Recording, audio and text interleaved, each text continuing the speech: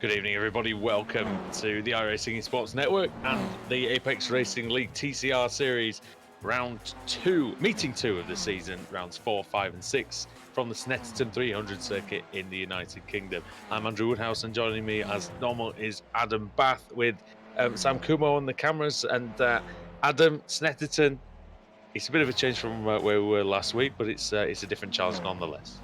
Yeah, as you can see from the Google Earth film we've just shown, we've gone straight from Silverstone and headed east to East Anglia to Norfolk, and looking forward to seeing what's going to happen today. This track is remarkably nearly 10 years old, this current iteration, the 300 layout. I've been watching plenty of old clips, 200 layout today, but yeah, looking forward to seeing what's going to happen. We were here quite recently, so it's going to be interesting to see the difference between Kia and the new Audi RS3 LMS for 3 races. Yes, and I was commentating here just last night on the SMRC series on the Apex Racing TV. So, yeah, we had a good race there. I was in the Legend cars, Adam, funnily enough. But yeah, we've got the Audi today. It's a car that's pretty much taken iRacing by storm since it launched a few weeks ago, and rightly so. It's a tremendous car. The racing's been brilliant, and after one round of the season, everything's all to play for in the ARL TCR. Really is. 3 different winners from the first 3 races, 2 from the same team. CQR got the season up and running pretty well with Ash Sutton winning race 1, and then race 2 and race 3 were won by V-Racer, last season's team's champions in the Kia Optima. Steve Baxter getting it done in race 2, and then Ross McFarlane battling away with David Baker and getting it done in race 3 as well. So good start to the season for them, and I'm sure we'll get the championship standings up in a minute and we can run you through what's going to go on there. As we're just about halfway through the qualifying session, and as we're going to see throughout the season in this Audi TCR car, quali is more about going to be the lap times you set at the end of the session rather than the times you set at the start as the tyres come up to temperature, as the championship standings are on the screen now. Yeah, there was a small update a week or so ago which did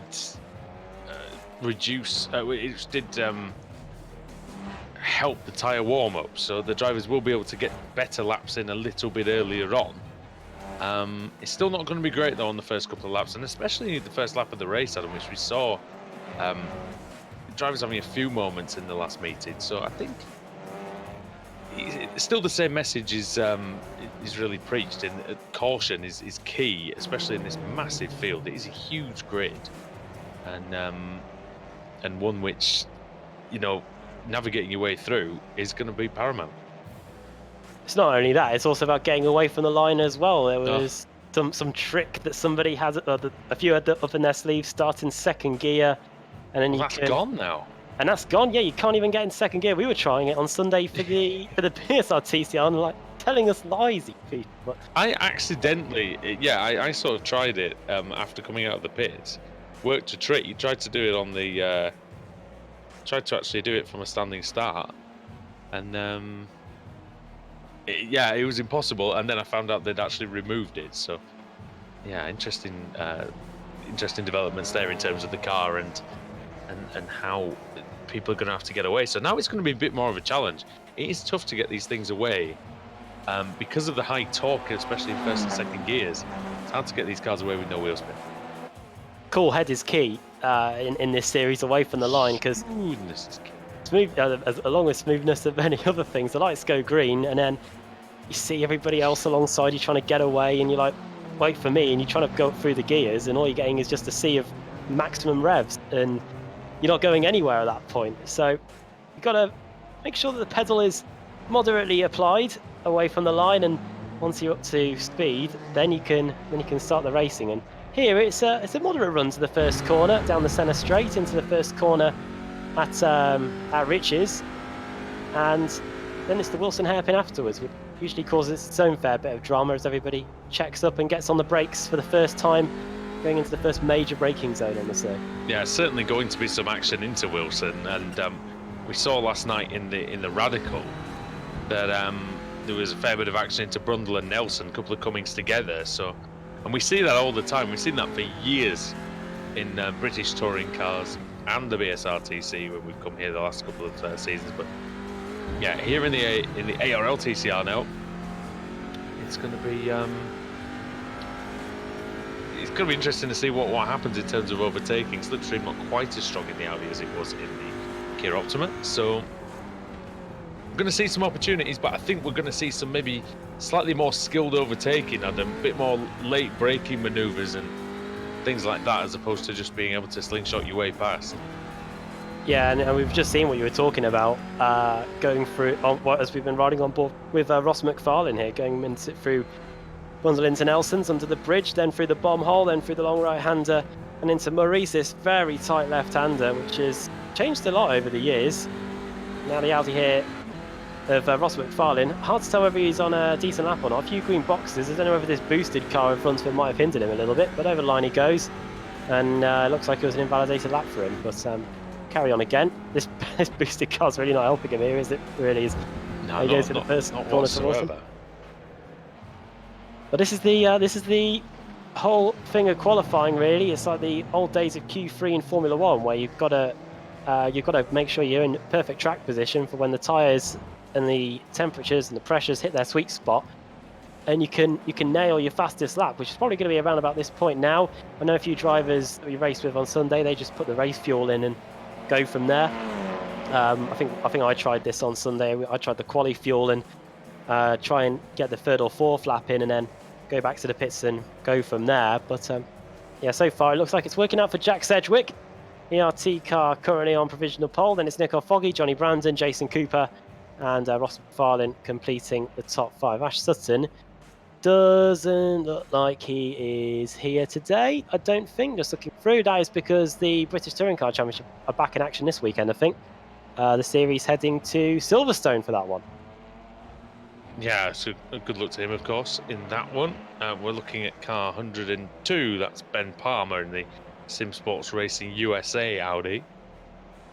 Palmer very quick indeed, in his own right, in real life, of course. Trying to show his speed here. He's up in the top 10 at the minute. He's in 10th, and he is half a second currently off the time set by Jack Sedgwick.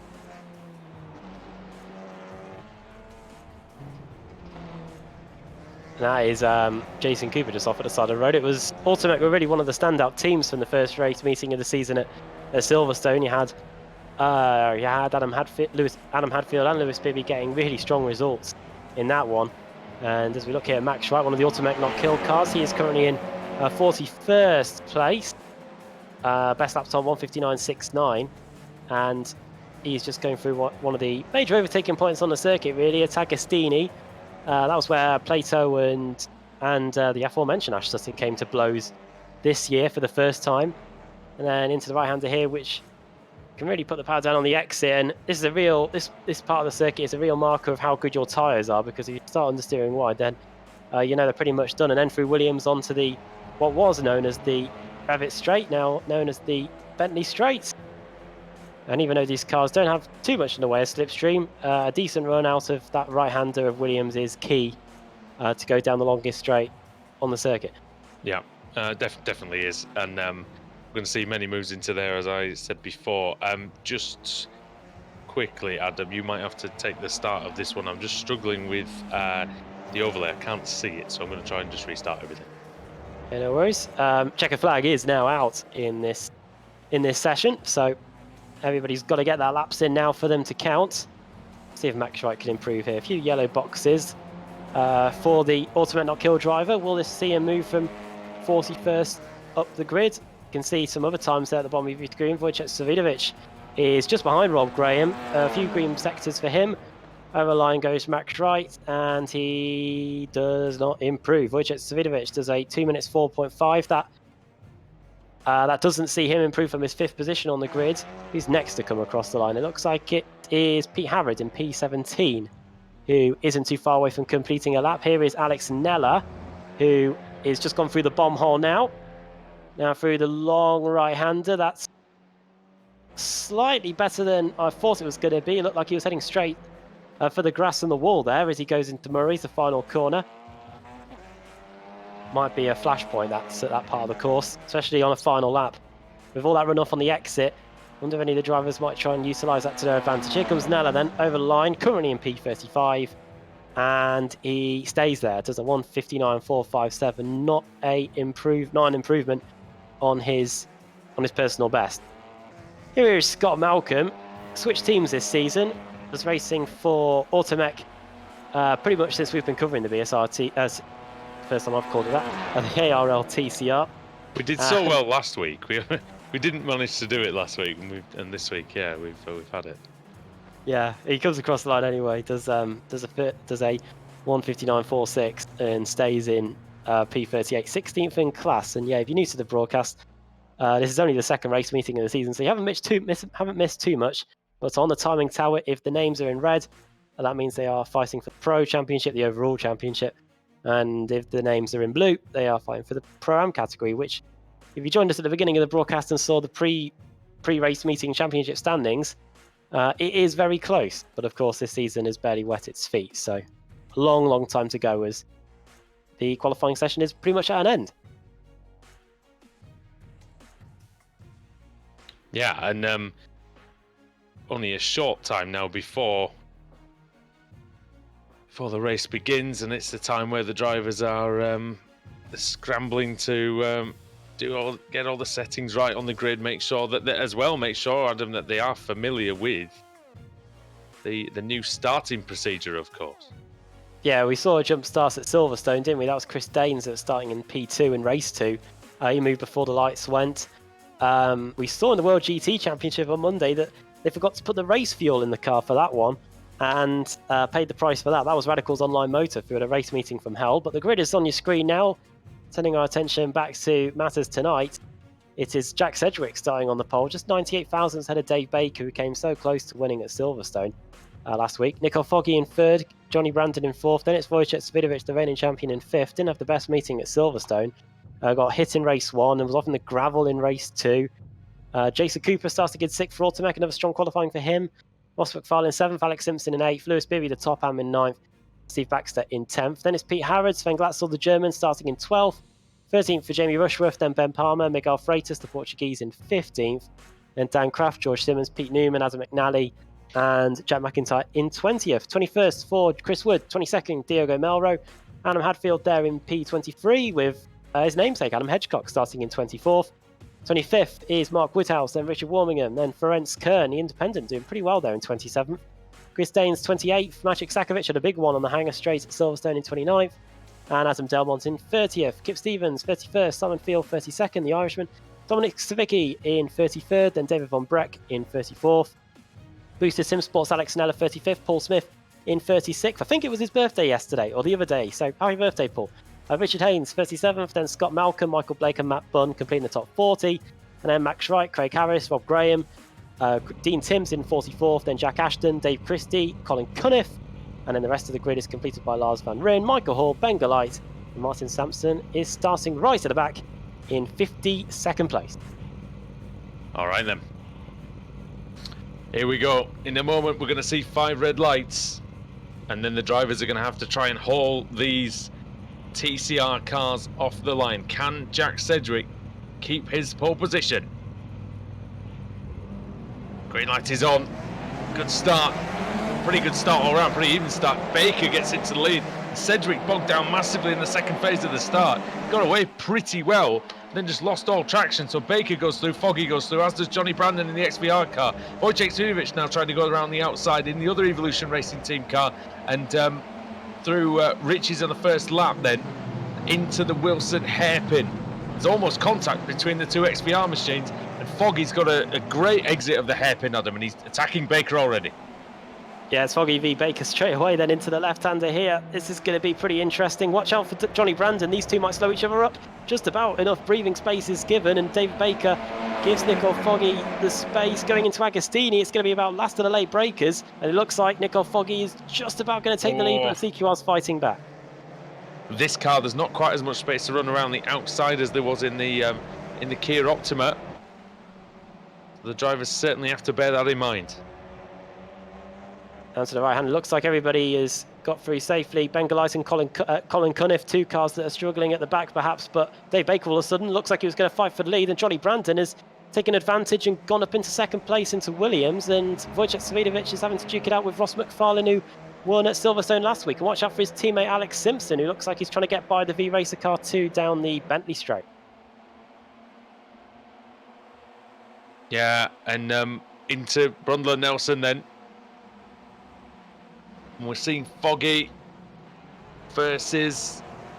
Oh, goes a bit wide. Oh, it's 2 cars off. Yeah, cars that's off in the background. Jamie Rushworth and Steve Baxter. V-Racer and CQR car coming to blows. Both of them off. Oh, many other cars involved here. We've got Automech cars off. We've got a boosted car in the middle of the track. That is Alex Nella with the purple at the back. There's a small time Simmortal car off too. And now this is going into the bomb hole. Many other cars getting sideways. There is John Roberts.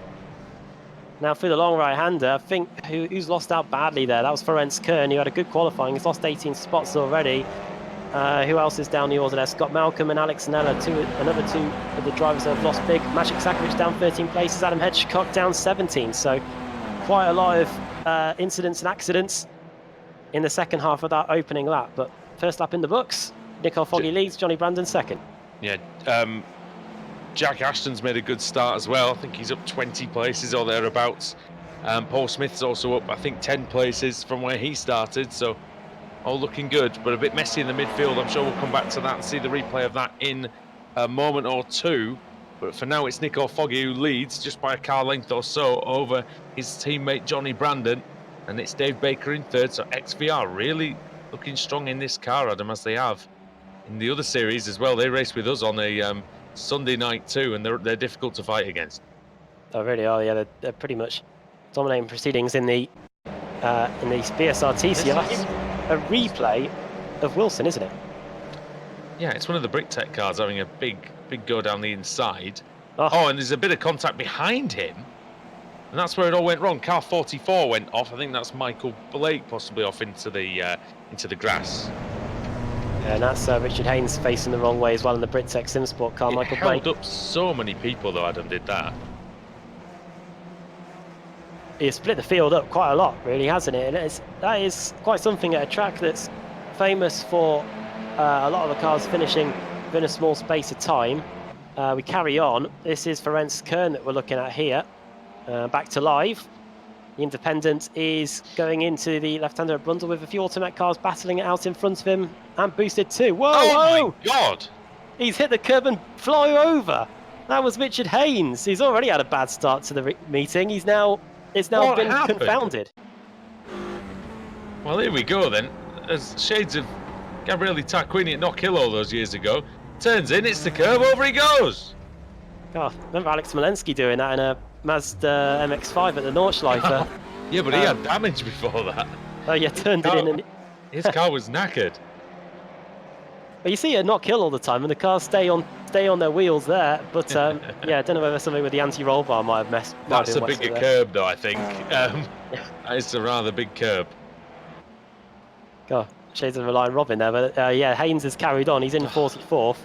The bill for the roof will be being invoiced him as we speak. But yeah, him and his BrickTech SimSport teammate Dean Timms are in 44th and 44th.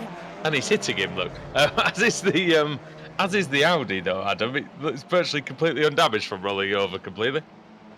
Yeah, the damage is quite incredible, really, isn't it?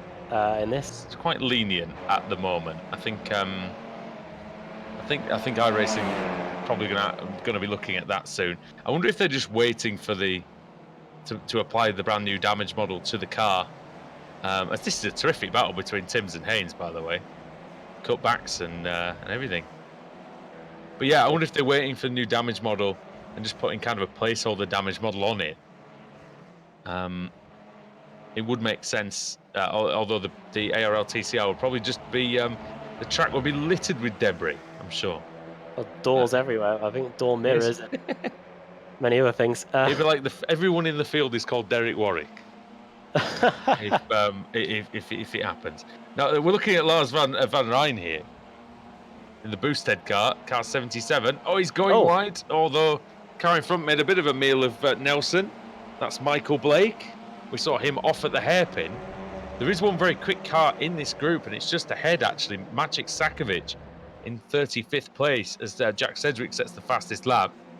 But here is Maciek Sakovic. He's going to have a look at John Roberts. Oh, he's going to have more than luck. He's through on the exit of Murray's. Roberts got incredibly sideways, and he was able to get by. Battle for third, a little bit further up, is under threat. Look at that. Yeah, it's Wojciech Savinovic and Dave Baker. Had exchanged positions briefly while we were looking at the battle between Roberts and Sakovic, and now it looks like that the reigning series champion is ahead and trying to leave behind this wobbling pack. Yeah, Savinovic, 5-time champion of the BSRTC. And he's heading this group with another champion in it, Dave Baker. Man who finished second in the championship, Alex Simpson. In this group too, in P6. Sven Glatzel is in 7th place, just behind. And then it's you can just see the nose of the V-Racer car. There he is, the German. And then there is Jason Cooper in 8th and Jack Sedgwick in 9th. They're immediately behind this little battle. Sedgwick with a horrible start, and that race really did not begin in the way that he would have been hoping for. Starting on pole position, Adam, you do all that work in qualifying, and then all went to pot very quickly. Yeah, he got a very good initial jump away from the line, so the instincts were good when the lights went to green. It was just going up through the side by gearbox. side, the bomb hole contact between Cooper and Glatzel, but they managed to stay pretty much pointing in the right direction. Glatzel's trying to go around the outside in Coram to maybe have a look into Murray's but it's very difficult. It's such a short braking zone into Murray's Bend that if you send the car in there, you've really got to be confident of getting it done. And on this occasion, Glatzel decided it was better to just sit in and try to get his revenge on Cooper a bit further round. Fastest lap of the race, in 2nd place by Johnny Brandon. He's only half a second behind his teammate, but you don't reckon they're going to really fight each other hard at this point. I wonder, but this is Baker defending from McFarlane. Then Ross McFarlane, car 3, is really looking strong in the early going. Started in 7th place.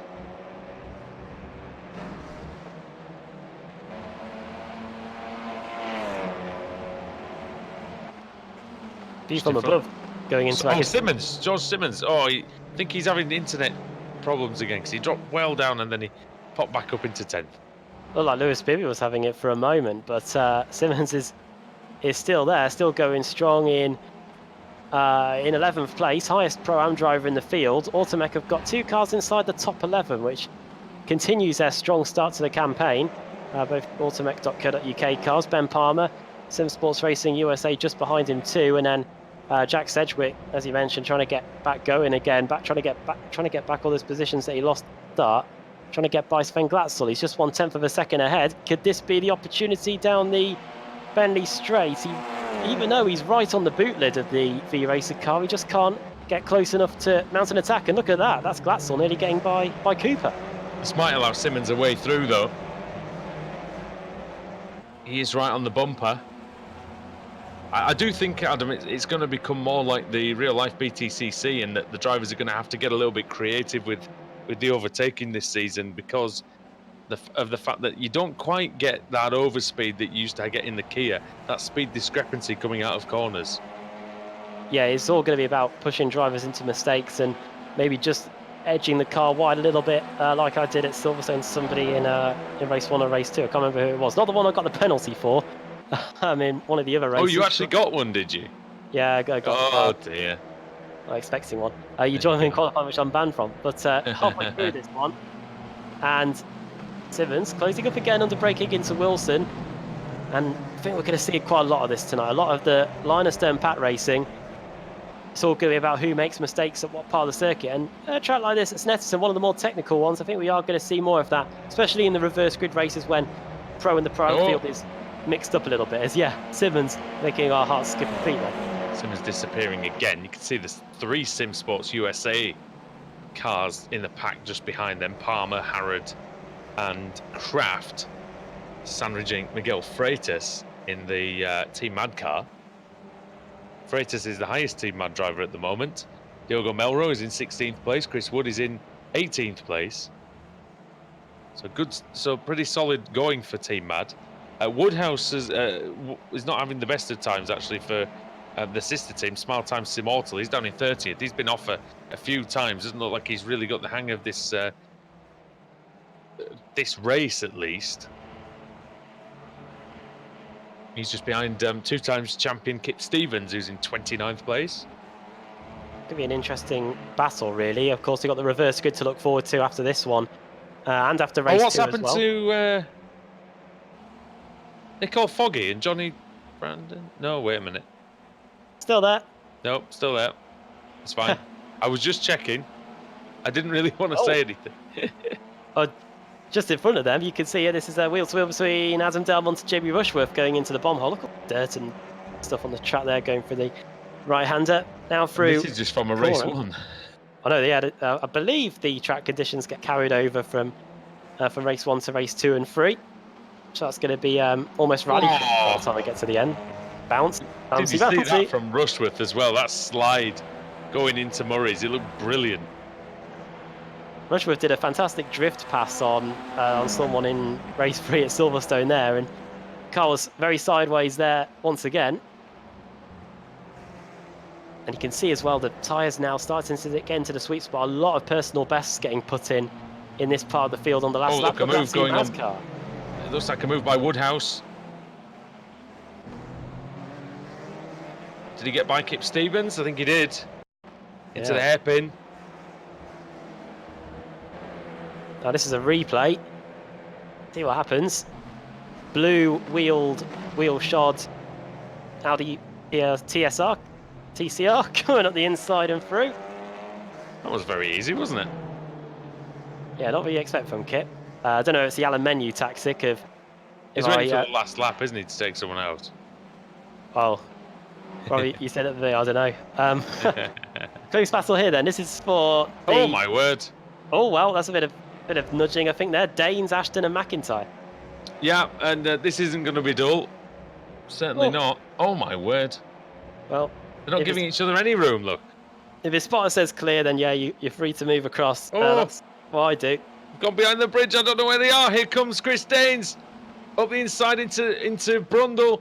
And then he's got the outside for Nelson, and bash comes McIntyre trying to get through, and Danes tries to give him some of it back. He's a very, very feisty driver, is Chris Danes. He does not give an inch out there on the circuit. Here comes Adam Hadfield. He almost had a look into Coram. And these guys were nowhere about half a lap. Oh, look at that from McIntyre, right? Great line through Coram. He's going to try and cut him back through Murray's. He hits him. Danes goes onto the gravel. They're having to scatter now as the Bricktech Sim Sport car's going quite slowly down the straight. 3 wide here. And on the outside, I think that is McNally trying to do a Zonta on Chris Danes, but Hadfield now ahead of this group. Yeah, Danes proper sent it going into that. Oh, he's lost it. McNally's lost it. Oh, has he made it? Oh, and Danes back up the inside. Oh, and off goes McNally. Take that. Ran out of space. Adam McNally. Now look at the V-Racer car up the inside. That is Stephen Baxter. Oh, Paul Smith. Oh, he's into Paul Smith, and Smith is off. And he saves it, does he? Yes. Tries to go around the outside of him there, and it only worked.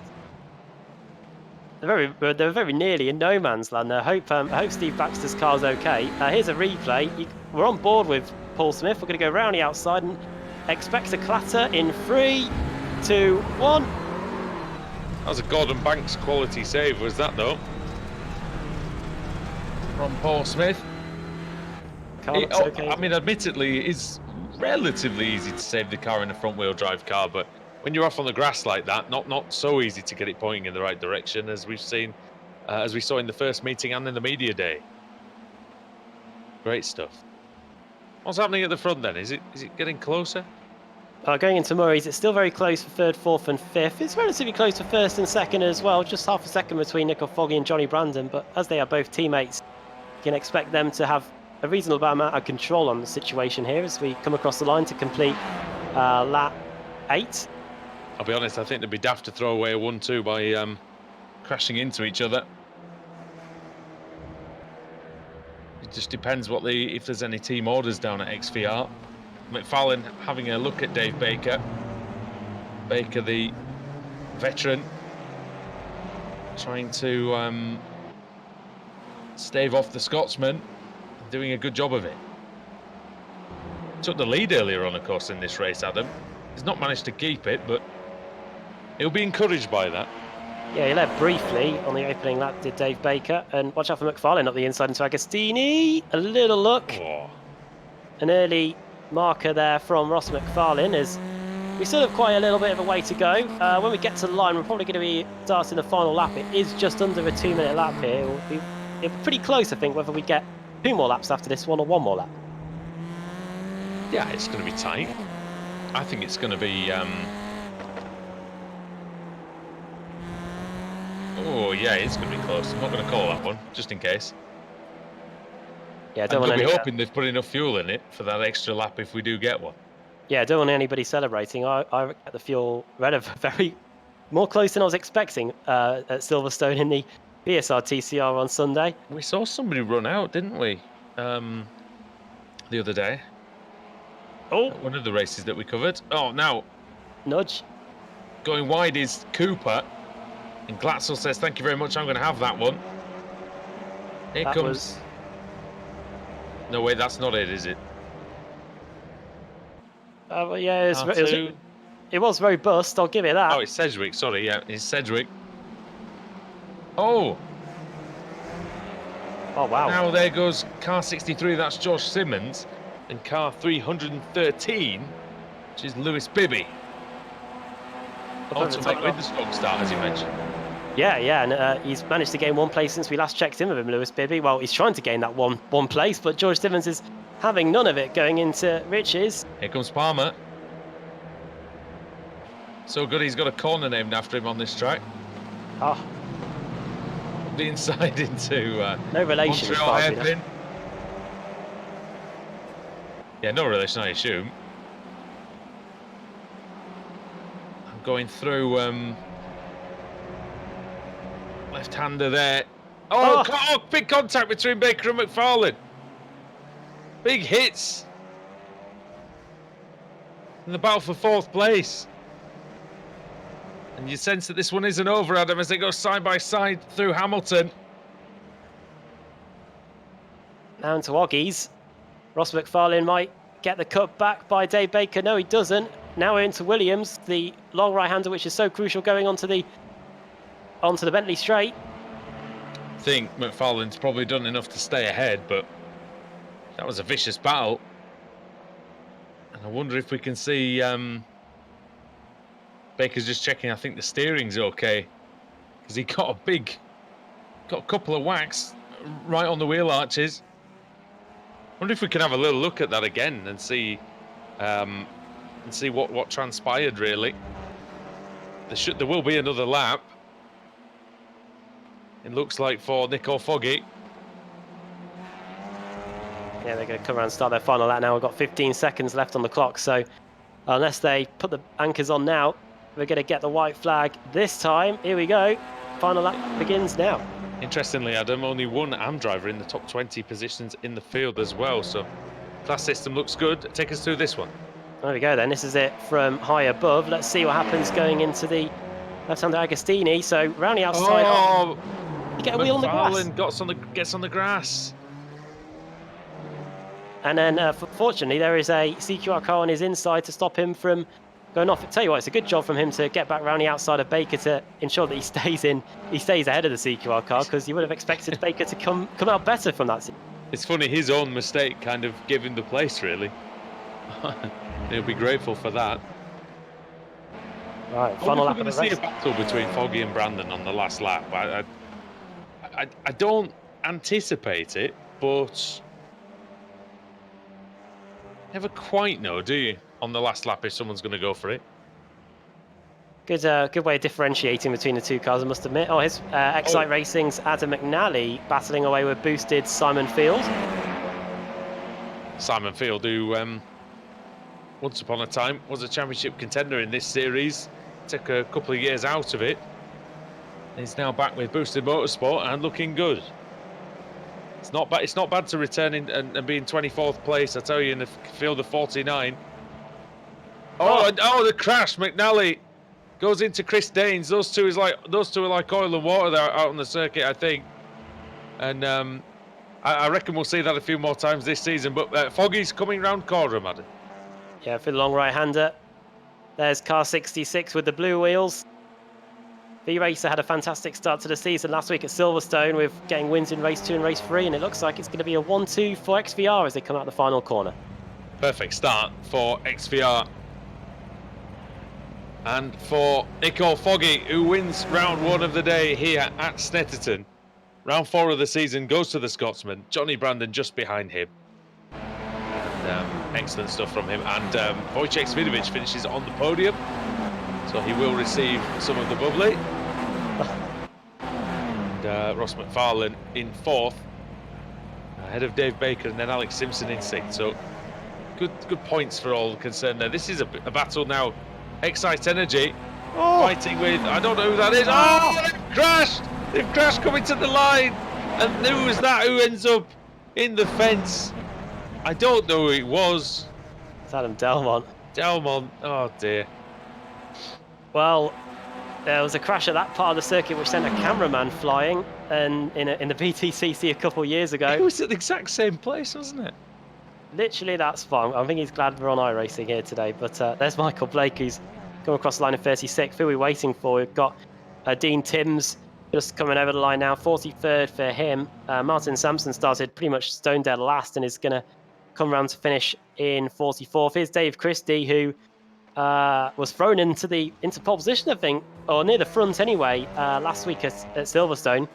Yeah, he was racing here last night in the Legend car as well. Yeah. Over line he goes now. 45th place. If you stay with us when we go to commercial break, you'll see Dave Christie's escapades at the front of the field in the BSRTC last week at Silverstone when we run our highlights reel from the 3 races, including us marveling at the 6 wide on Wellington Straight and the that asteroid in the sky /star. Yeah, the results are up on. I would say almost as if it has its own light source, you know. Yeah. Let's run through the finishing order. Nico Foggy wins. There's a questionable impression in the highlights video as well. Nico Foggy is the champion from the first race of the day. Johnny Brandon in 2nd. Wojciech Svidovic finishes in 3rd. Ross McFarlane 4th. Dave Baker 5th. Alex Simpson there in 6th place. Then Sven Glatzel in 7th. Jason Cooper 8th. Jack Sedgwick 9th. And George Simmons in 10th. Lewis Bibby finishes in 11th, but does take home. Bibby takes some of the bubbly with that top AM driver finish. Ben Palmer 12th, Pete Harrod in 13th, then Miguel Freitas, Stan Kraft, Diogo Melro. Freitas and Melro the buns in the bits of bread in a Dan Kraft sandwich there. Then Pete Newman is 17th, Chris Wood 18th, 19th for Jack Ashton ahead of Jack McIntyre, then Adam Hadfield, Chris Dane, Simon Field in 23rd, then Jamie Rushworth 24th for CQR. He'll be hoping for a relatively small reverse grid. That would put the CQR car right in the mix. Then it's Mark Woodhouse, Adam McNally, Kip Stevens in 27th, then Adam Delmont in 28th place, Paul Smith 29th, and then a few pro drivers in the midfield, Steve Baxter, Matt Bunn, then Maciek Sakovic just behind David Von Breck, and then John Roberts, Adam Hedgecott, Michael Blake, Ferenc Kern there in 37th, then Max Schreitz, Lars Van Rijn, then Richard Haynes. Cars over a minute behind, Alex Nella, Craig Harris, and Dean Timms there.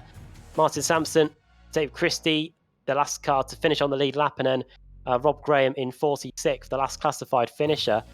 The cars that didn't finish, Colin Cunniff, Scott Malcolm, 2 Scotsmen there not doing too well. Michael Hall for Sim Sports Racing USA, Dominic Savicki, Rich Warmingham was... I saw him parked on the exit of Nelson. Not too sure what caused that, but he was done for the day nonetheless. And Bengalite, the first car out of the race. 52nd, 11 laps down for car 222. Yeah, and 52 started. Most of them finished, so credit to the drivers out there for running a mostly clean race anyway. Just before we go and go off to race 2, got the reverse grid wheel to come in, so Sam Kumo has that, and Sam, what's it going to be today? Yeah, the wheels on the screen, and whatever it will be, I think it's going to be great with the reverse grid wheel on this race, this track. Nice. Well, let's see what's it going to be then, as we spin it for the first time tonight. First of 2 wheel spins. It is 35. 35 is Adam Hedgecock. Boosted Motorsport moving on to pole position with P34. Just trying to find that on the screen now. I think I've bitten off more than I could chew with that. Yeah, but nonetheless, Adam Hedgecock starting on pole position for the second race.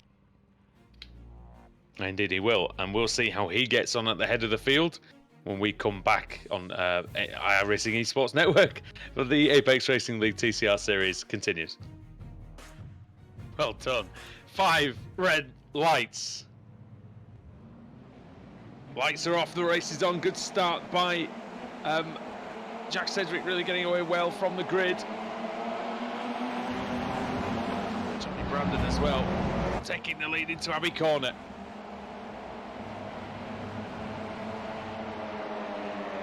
Through into the new section, as it were. Brandon on the inside. Sedgwick on the outside. Sedgwick's got the inside for the loop, Adam, and it looks like he's got it done. Sutton has the inside for Vale. And late on the brakes goes the 2017 British Touring Car Champion. Ash Sutton going for the lead on Jack Sedgwick, and Sedgwick's qualifying performance, mighty as it is, well, he could not stave off Ash Sutton, and that is a brilliant start by Sutton. CQR are going to be absolutely loving this one. And Ross McFarlane are getting very, very close indeed. Alex Simpson's in there in 8th place. Hadfield switches to the outside. Simpson nudges him. Oh, that goes into a mess with McFarlane and Wojciech Savinovic getting taken out. So it was a little nudge by Simpson on Adam Hadfield. Oh, car's off in the gravel. We've got Wojciech off again. The reigning champion is really having his work cut out here today. What is Ash Sutton going to do? Very experienced in wheel-to-wheel combat, of course. As is Nicole Foggy from the World GT Championship. They make a bit of contact through Stowe Corner. Ash Sutton has never been afraid of dishing it out. And there's the proof. He needs to give the space there. What's happened? There's Foggy. Slowdown penalty, I reckon. The side-by-side for the lead into Stowe Corner. Ash Sutton, the CQR car 116 versus Jack Sedgwick. Evolution Racing Team in car 2. He's trying to go around the outside into Vale. Sutton has the high ground. And he's going to have it for club as well. It's going to be Sutton surely here. Round the final corner. Ash Sutton wins at Silverstone. He's the first ever winner in the series. He'll be delighted with that. Sedgwick, Foggy and Brandon putting up an absolutely brilliant race from pole position. Find out in a few seconds as the lights come on. Oh, and Danes has jumped the start there. Danes has jumped the start. Graham away. Danes actually somehow got a better start than Graham, even after stopping on the grid. Oh, and closer than the horses in the Grand National, I think, at entry. Oh, 6 wide, I think that was at one point. Bloody hell. Potter would have just been on the floor with his Mountain Dew. Oh, there goes Simpson and Hadfield and Delmont. And did Wojciech Savinovic get some of that as well? I'm not sure. One of the Excite cars is definitely off. That's 503. That was Adam Delmont. Adam Hadfield, one of the strong performers for race 1, also in strife. He's getting passed on the grass by one of his teammates there, Lewis Bibby, I think. Here is the battle for the lead. It was Rob Graham at the front. He is not in the lead anymore. It's Jack Ashton leading the way. Then it's Steve Baxter. And Graham could be in danger of dropping out of the top 3 because here comes Pete Newman in the KRM car. Cooper. Oh dear. And that's Graham hitting the KRD car of Newman. Fight for the lead is back on. It's Steve Baxter. It was... That is Baxter through into the lead then. Jack Ashton down to second, and Stephen Baxter comes across, wins race 2 here at Silverstone, gets his campaign off to a terrific start. Cooper, Ashton and McFarlane. Ross McFarlane gained over 2 seconds on that final lap. V-Racer look like they've got a very, very strong car later on in the race. Let's see how he goes. Lights are off and the race is on. It's a good start by Cunniff in the end. Terrific second phase by Dan Kraft though, as Cunniff slightly bogs down in the higher gears. Oh, he's sideways already through Abbey Corner. Dan Crafty may have got a bit of help from John Roberts. Dan Craft brilliantly undercuts him. Oh, Baker up into second. for a second then. Car 6. Oh, car 6 up to P2. I thought for a wild moment then that it was the Sutton had gained all those places. But look at this going into Brooklands. That is Sutton flying up the inside of someone in the background. Is it going to work? It's Melrose in third as well. Oh, he's gone wide. Yeah, Sutton hung Roberts out to dry. Managed to get by Diogo Melrose as well. On the outside goes the XI Energy car, just in the very foreground of the shot there. Team Mad were at it, and there is another Team Mad car. Cooper. That's Sorry. Cooper, and it's... Oh, in the middle of the course, there's a car sideways, and it looks like it's... I have no idea who it is. That's Sakovic, Magic Sakovic, the man who did so well, the young man who did so well in race 2. There is no way that car is done. It's blown its engine. He was still nearly getting hit by the guys in 40th place. Baker for the lead. Dave Baker then, round the outside, and the season 7 champion in the BSRTC back in 2014. 2015, maybe. Yeah, through into the lead. Oh yeah, he's collided with Melrose. He's just hit Diogo Melrose. As round the outside goes, wow, what a move! Colin Cunniff, if he gets that done, that will be a contender for move of the night. Watch out for 63 Simmons, yes. And Jack Ashton just behind them as well, and Ash Sutton. He can see all this going on. You can see the moon. I think that is the moon in the top left of our shot. I think that is the sun. You see the sun, and it's not the sun, it's the moon. Yeah, and this is the final lap of the race, so good luck, guys. Oh, wow! Wow. And that is still not over. Up the inside then, through farm and into village. Up the inside goes Dave Baker to try and keep the lead. He just about gets in the room. Oh Contact! no! Baker spins. He started in 12th place, and Ross McFarlane, one of the reigning team's champions at the BSRTC, for V-Racer, comes across and wins round 3 of the ARL TCR. From all of us here, it's good night, and we'll see you next week.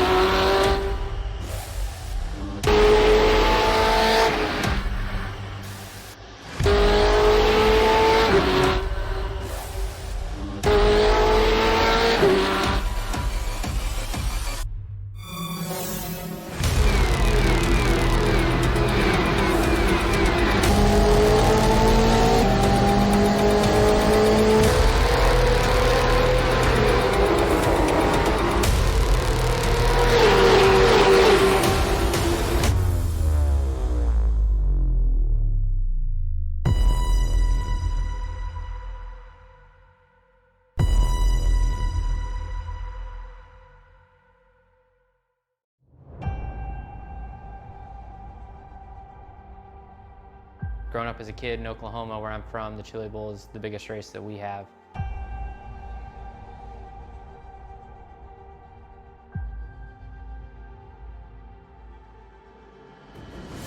The Chili Bowl has kind of been my favorite race of the year.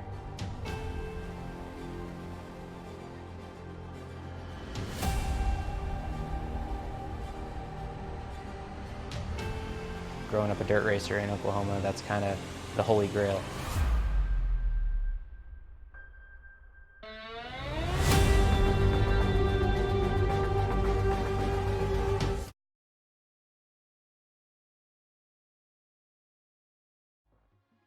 Welcome back to the ARL TCR here at Snetterton. We're about to see a spectacular accident in the practice session, in the warm-up for round 2 of the evening.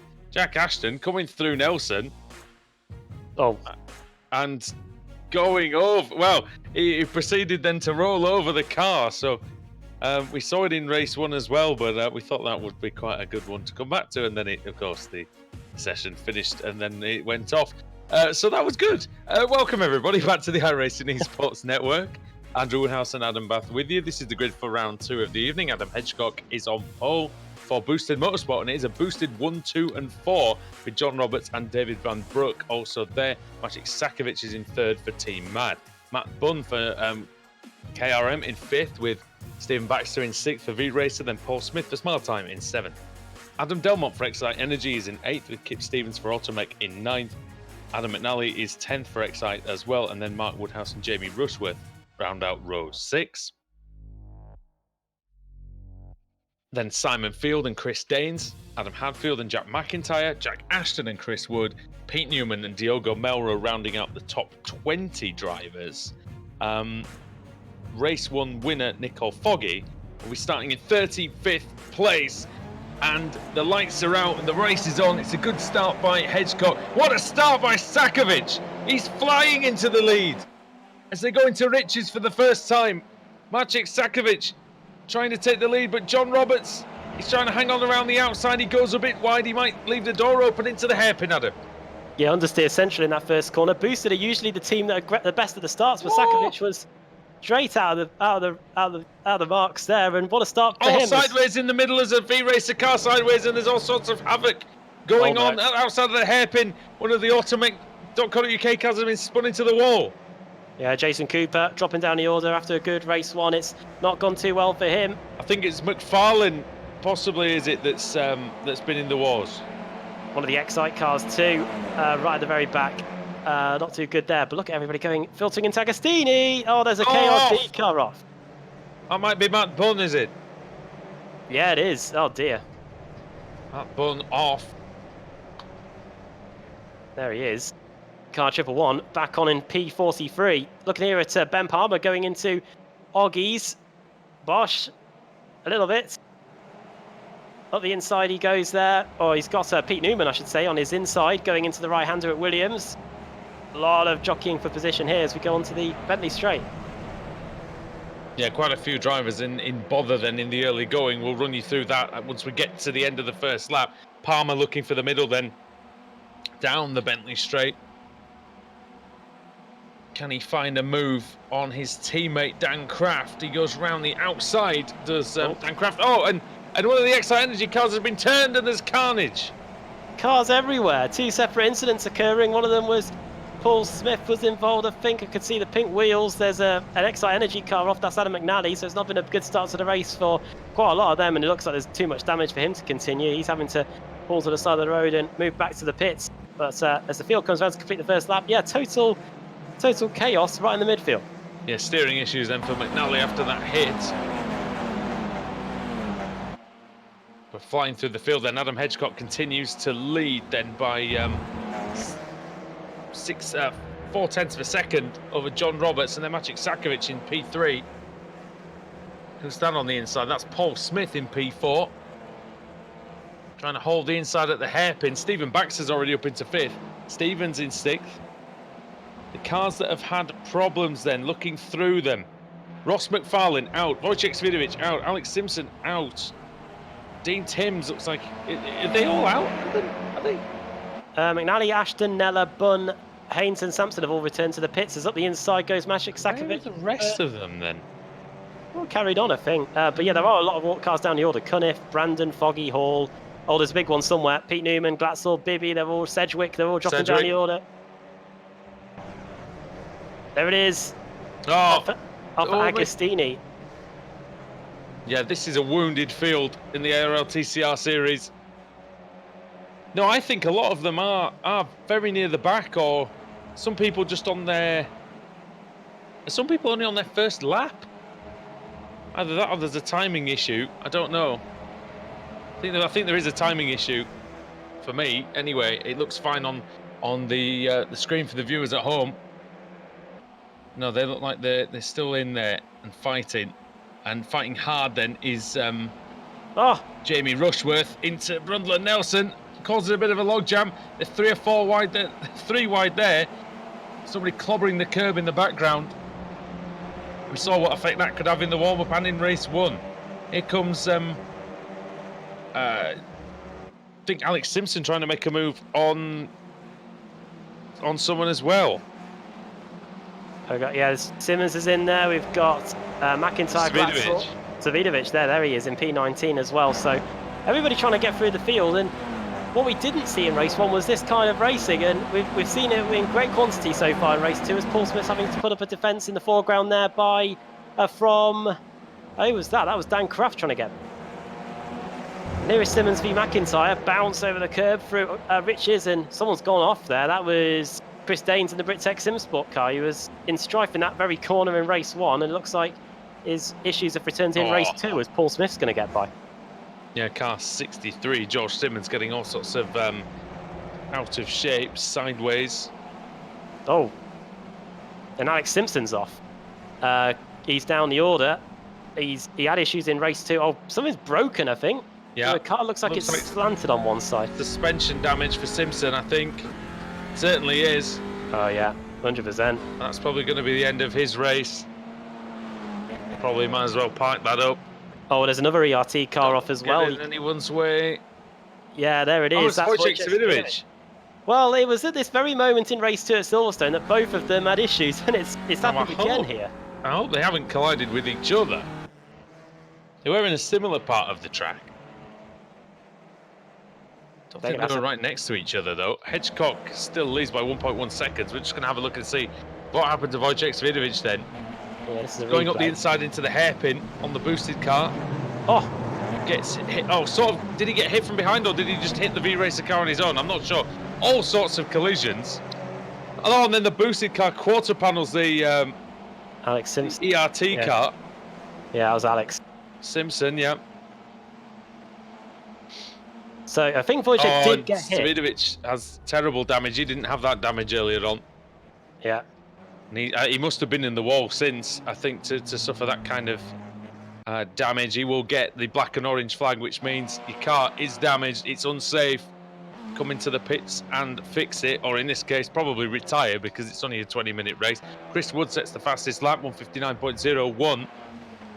He's up in P7, actually, Adam. He's gained 11 places since this race began. Yeah, he's done pretty well, Team Madcar. Apologies to Paul Smith for seeing that was out earlier. I think it was Diogo Melro. Oh, sideways. That is Stephen Baxter. What a drift. Lovely. Carries on. Won't be helping the tyres, though.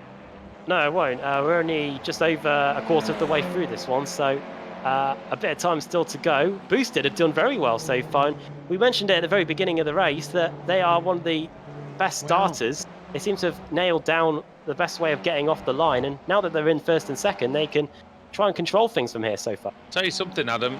You know, John Roberts and Adam Hedgecock. I mean, Adam Hedgecock shared a Twitter post, I think it was, or Facebook post this week of his iRating since joining the TCR car. It's gone up by over 1,000, I think. So he's really enjoying this car, and John Roberts has found a new lease of life in it as well.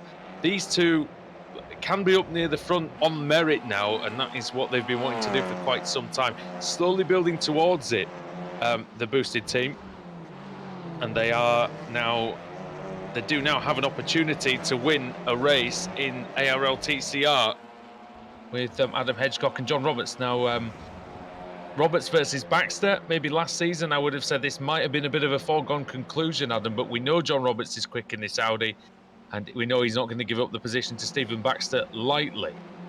Yeah, going into Murray's. We saw in race 1 how difficult it was to get by, and now we're into the thick of the race. So it's going to be all about how good John Roberts' defensive skills are as we go down the centre straight.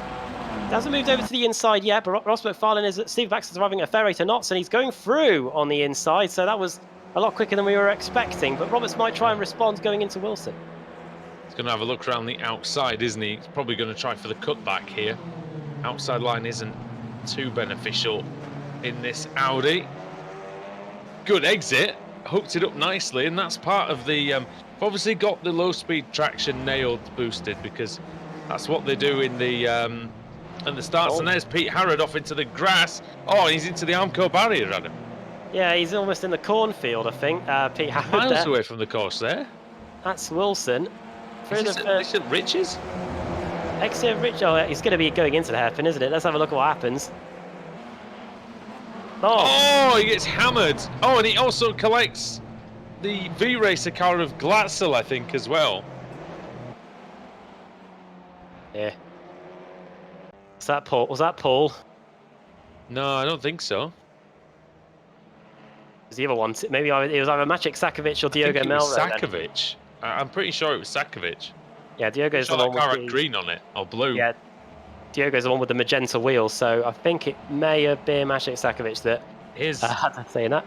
Here's Dave Baker. He's on the inside. He's trying to come through. Chris Dane sets the fastest lap, 158.88.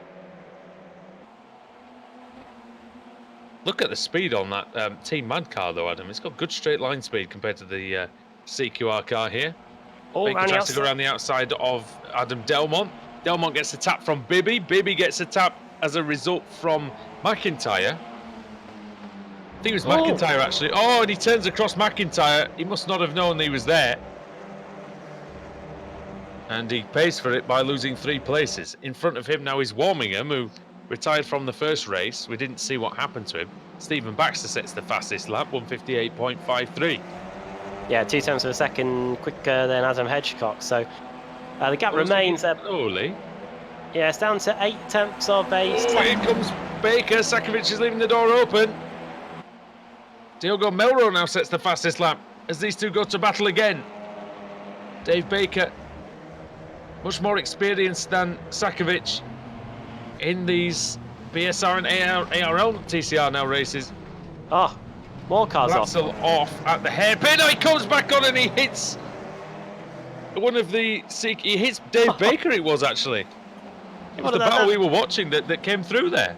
And the Sim Sports Racing USA cars are just as bad a rejoin there. That was Ben Palmer, I think, coming back on. But yeah, you're right into the thick of this action. What this has done is it's really just closed up this massive pack in the middle of the field.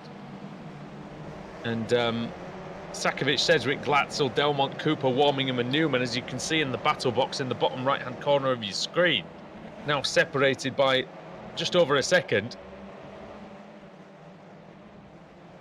Sedgwick going for the inside on Adam Delmont. He's got his nose in front. Adam, can he keep it, I wonder? Oh, no, he can't because they've hit each other. Almost a quarter panel. Good save, actually, by Sedgwick to not really lose as much time as he could have done there. Yeah, otherwise they would have been off into the wall on the exit, but it hasn't settled down just yet. A bit more wheel-to-wheel action going into Rundle and Nelson. On the brakes, there goes Ben Palmer. Oh, another car off just in front. That looked like it was Jack Sedgwick. Oh no, it's the Logitech car. It's Ferenc Kern. Ferenc Kern. But into reverse Ferenc and get going again. Johnny Brandon here with Adam Delmont right behind him, going through Coram, long right-hander. The fastest lap of the race by Baxter. Yeah. Baxter's motoring. He really is. He's only 2 tenths behind Adam Hedgecock, I believe. Wants to keep up his 100% winning rate of winning race 2 on a race meeting so far this season. He did it at Silverstone last week. Back here with the battle for the lead then. Adam moves over. He does the right thing. He moves over to the inside line, in my opinion. Let's see what Baxter can do into Agostini. It'll be very tough to get done around the outside, but he's going to try. Why not? It's going into Hamilton. Hedgecock going to be blessed here. Bad. Going into Oggies now. The right-hander. Hashtag blessed and all that. Couldn't think of a Hamilton boosted related punt. Through Williams. And now onto the Bentley straight again, and this is where we're going to see the battle of boosted straight line speed versus V-Racer straight line speed, and of course Baxter's in the tow as well, which it doesn't help you as much in the Audi as opposed to the Kia, but he's gaining nonetheless. Yeah, now he's trying to go around the outside here. It's going to be tight into the left-hander, into the right-hander at Nelson. He's through. Stephen Baxter takes the lead in round 2. Yeah, around the outside, got it nailed on the brakes into the right-hander, and into the lead he goes. We'll see what Adam Hedgecock can do about responding. Yeah, this is a good opportunity for Adam Hedgecock now, though, to settle into his rhythm. He's done a lot of official races. He's had good results in them. To just see where Stephen Baxter's quicker and maybe make some time up himself and stay with the V-Racer car. And behind them, look, John Roberts is heading a fierce battle for P3. Over the line they go then. Roberts trying to keep his share of the bubbly as things stand. Mark Whithouse around the outside. That'll be a fantastic move if it works out. There is just about enough grip there, but Roberts is going to have the shorter line going into Wilson. Yeah, you can't really pass around the outside here, and that's one of the reasons why, as Woodhouse gets nerfed aside by Roberts, but I think Woodhouse was maybe being a little optimistic in there. Oh, he moves across his own teammate, no! Madness for Team Mad. Woodhouse and Wood. Stable, mate. Crashing out, and Woodhouse and Wood, I think, turned into firewood there, because it is a burning mess for them now. Small time Immortal and Team Mad, 2 stablemates coming to blows, and they'll have to be restrained there. There's going to be words afterwards, not too sure about that, but wow. Drama there between the 2 colleagues. And Woodhouse, after all that, is in 8th position, just ahead of Jamie Rushworth, 0.8 of a second in it there. And what drama going on there between two teammates? So Small Time Immortal fighting for the Pro-Am category. Team Madden have separated out as well. Partly in request by us after the media day. Fight for third then. Yeah, and Miguel Freitas trying to keep John Roberts at bay. Should that be Freitas getting by Roberts, yeah, I think. Trying to get past him now, yeah. Sorry, yeah. Yeah, no worries. Freitas through into third position then. Second highest pro driver, highest Pro-Am driver remains Adam Hedgecock. And there's John Robertson. Kip Stevens, he's silently plugged away there. He's in 5th place for automech.co.uk. Another strong result on course for them, as we're just 4 minutes away from the checkered flag here. He's certainly found a little bit more pace in this car as well, I think, than he had last season at the back end of the Kia. I don't know if he lost interest a bit or whether he maybe just wasn't driving as well as he was before, but the 2-time champion certainly looks like he's enjoying the Audi. Freitas will be enjoying the 3rd step on the podium if it can stay this way for him, especially after his teammates made a right mess of the last lap. Strong result for Team Mad as things stand, even with the little moment earlier. Diego Melrose in P10, gained 10 positions as well. Biggest mover in the field, I believe, is Richard Warmingham, who's in 17th and has gained 34 places. Yeah, and Paul Smith still in 7th for Smile Time as well. There is Richard Warmingham. 34 places again. He started 51st. I bet he did not think in his wildest dreams he would be up in the top 20. Well done, Richard.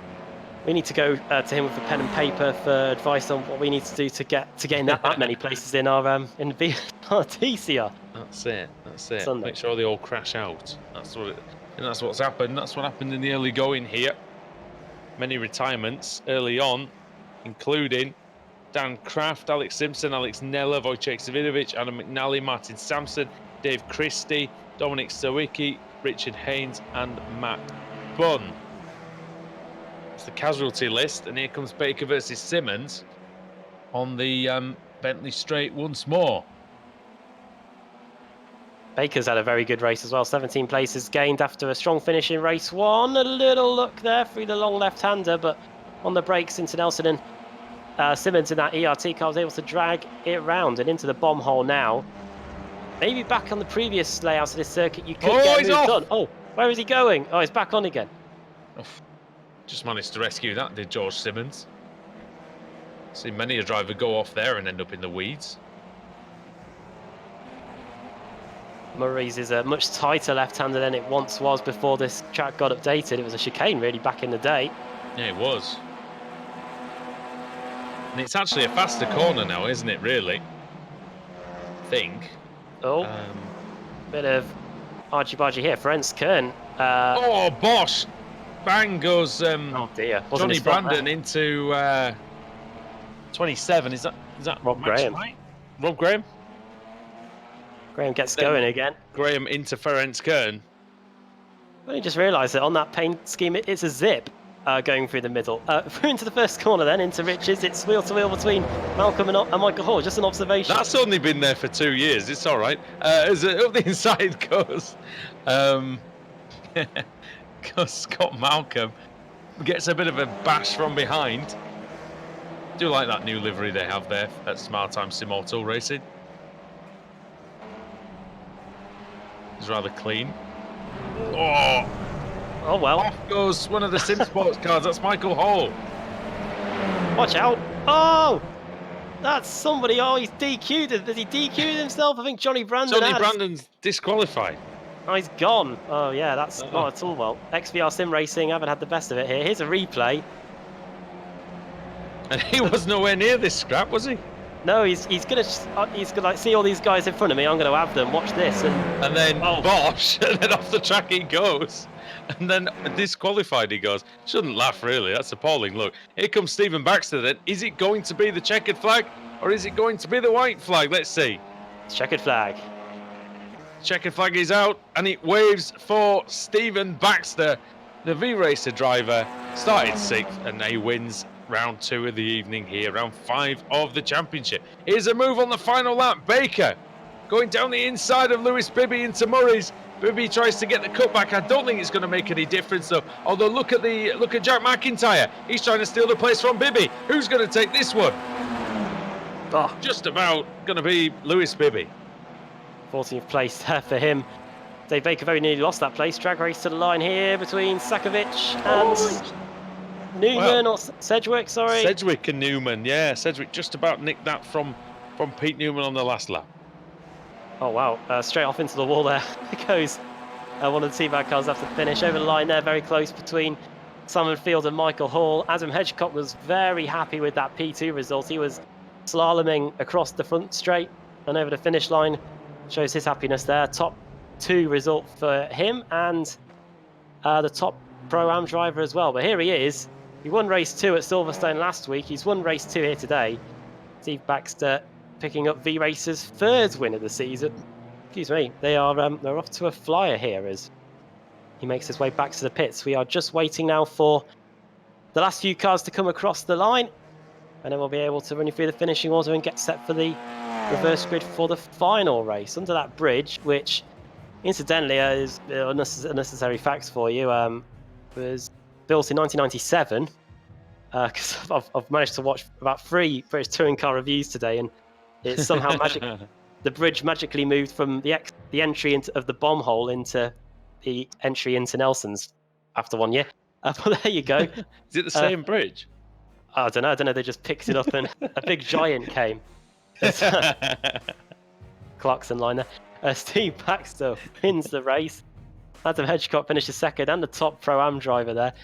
Miguel Freitas in 3rd, John Roberts 4th, Kip Stevens 5th, 55 in 5th, Jamie Rushworth in 6th, then Paul Smith, a good result there in 7th place, then Chris Daines 8th, 9th Diogo Melro, and 10th for Ross McFarlane, 11th for Mark Woodhouse, 12th for George Simmons, 13th for Dave Baker in the end, just ahead of Lewis Bibby, just about 700ths of a second in it between them, and then Jack McIntyre just behind in 15th.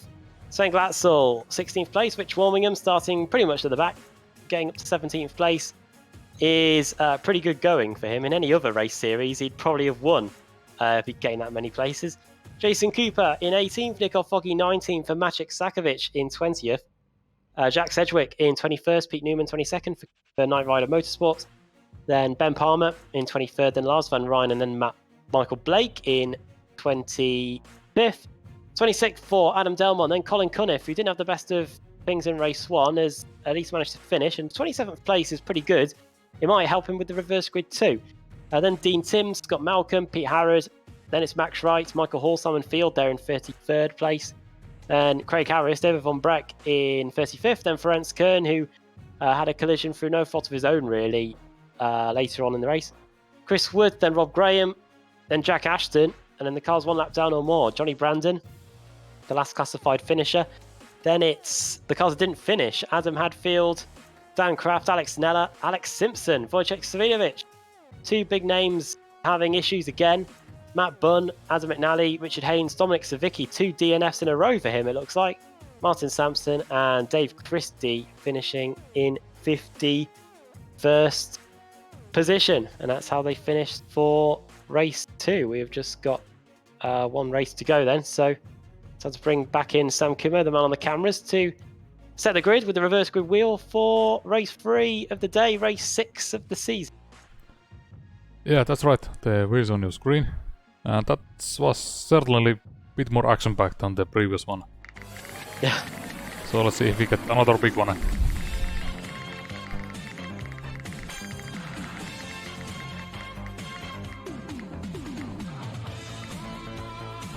And we do. It is 45. Wojciech Savinovic should be very, very happy with that. Well, he would have been happy with that if he wasn't non-classified. So it will be Johnny Brandon that goes on to pole as the lowest finishing classified finisher, above 48th place. So Johnny Brandon is going to be on pole. So it's a bit of a silver lining for XVR. Wojciech Svinovic's bad season just continues, Adam, with not getting his number pulled out, but not being able to take pole position.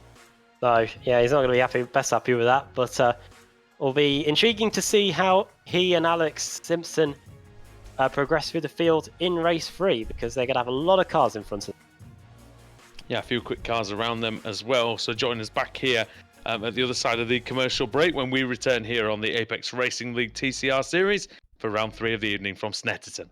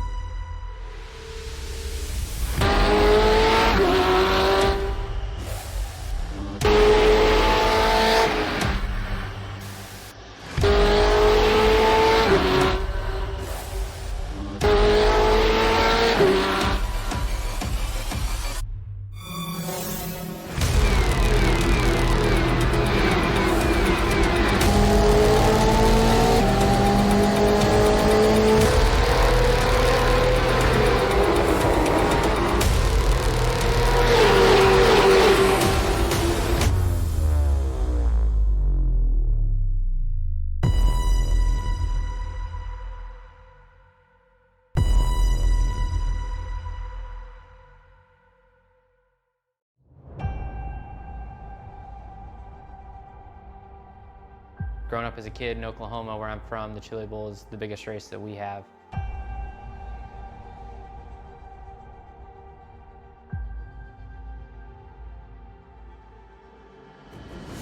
The Chili Bowl has kind of been my favorite race of the year.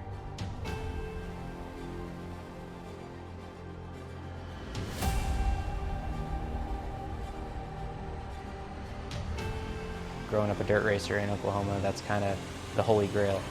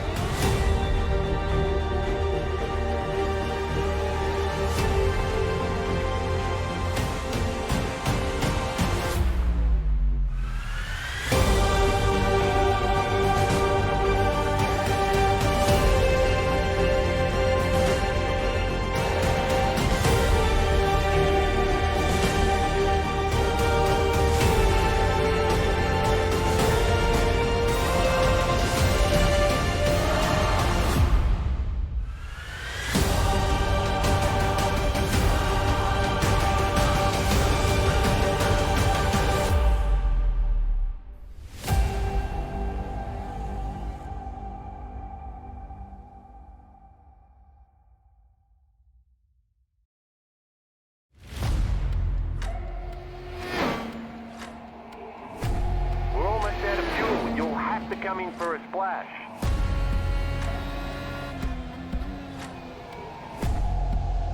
Three, two, one, now.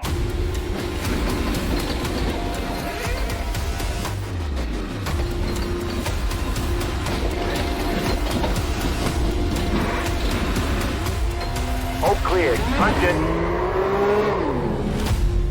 Great job. You did really well.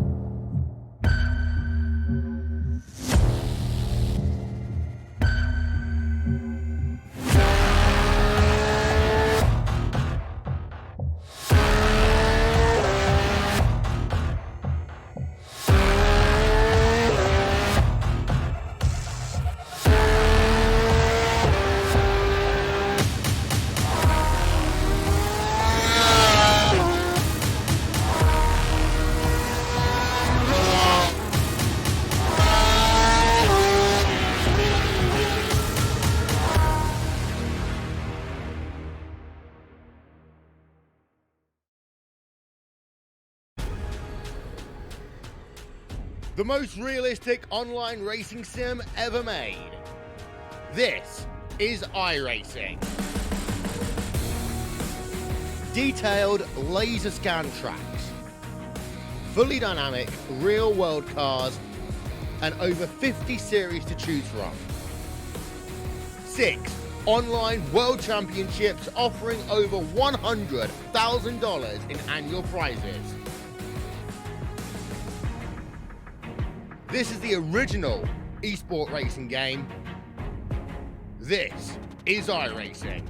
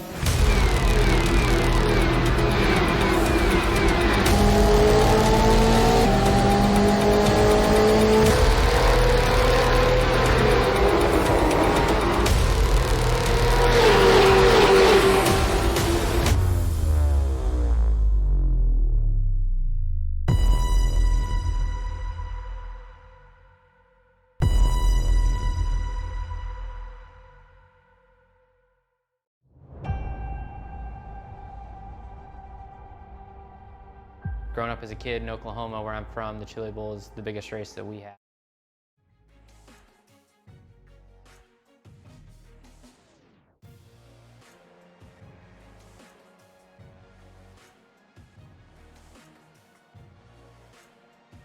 Welcome back to Snetterton and the ARL TCR series.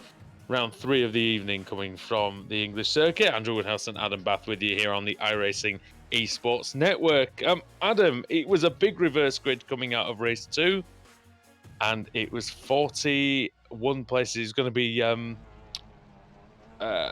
Johnny Brandon, isn't it? Yeah, for a brief moment, I think ERT were getting the champagne out and going, well, hey, we're going to be on the pole, guys, but then realised that they weren't classified. So it's going to be Jack Ashton, indeed, starting on the pole position. There we go. It's up on your screen. Rob Graham in second, Chris Wood in third, Ferenc Kern up in 4th place. Interesting to see what he can do from there. David Von Breck starting in 5th, then Craig Harris, Simon Field, Michael Hall in 8th, Max Schrein 9th, and Pete Harrod in 10th. Scott Malcolm 11th, 12th for Dean Timms, 13th for Colin Cunniff, Adam Delmont 14th, Michael Blake 15th, and Lars van Rijn in 16th. And as the rest of them scroll through, very interesting that only 1, 2, 3, 4, 5 of the top 16 are not Pro-Am drivers. So good opportunity for the guys in blue to get a strong result here. We're not too far away from getting going here. Yeah, not long at all. Just a few seconds before the start. And it's going to be Jack Ashton then leading the way into turn 1. Who will survive round 3?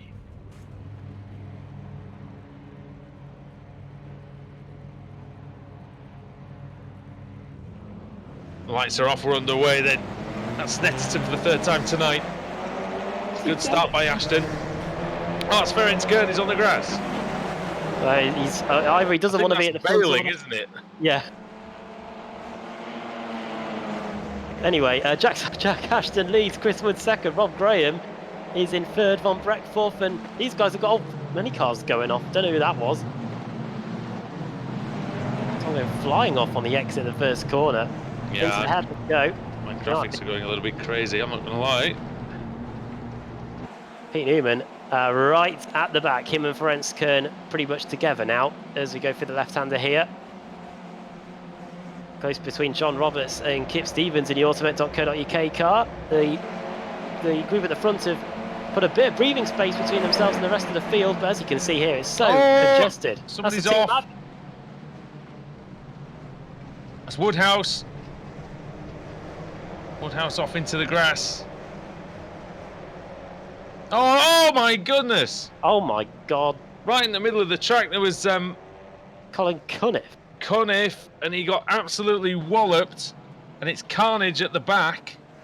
Wonder if there's going to be a safety car coming out, because there's a lot of cars involved in that, but doesn't seem like there is going to be a safety car. So what happened? He's outside at the front. Yeah, Cunniff turned across by a Brittech Simsport car, and then Rushworth flies into the side of him. And then he collects a V-Racer car, and then someone else comes in, a Team Mad car as well. Did quite well to get through that, actually. Did whoever the Team Mad car was, Melrose possibly, was it? Yeah, Colin Cunniff in the pits, out of the race. Looks like there's a ERT car on the grass going slowly. I think that was George Simmons.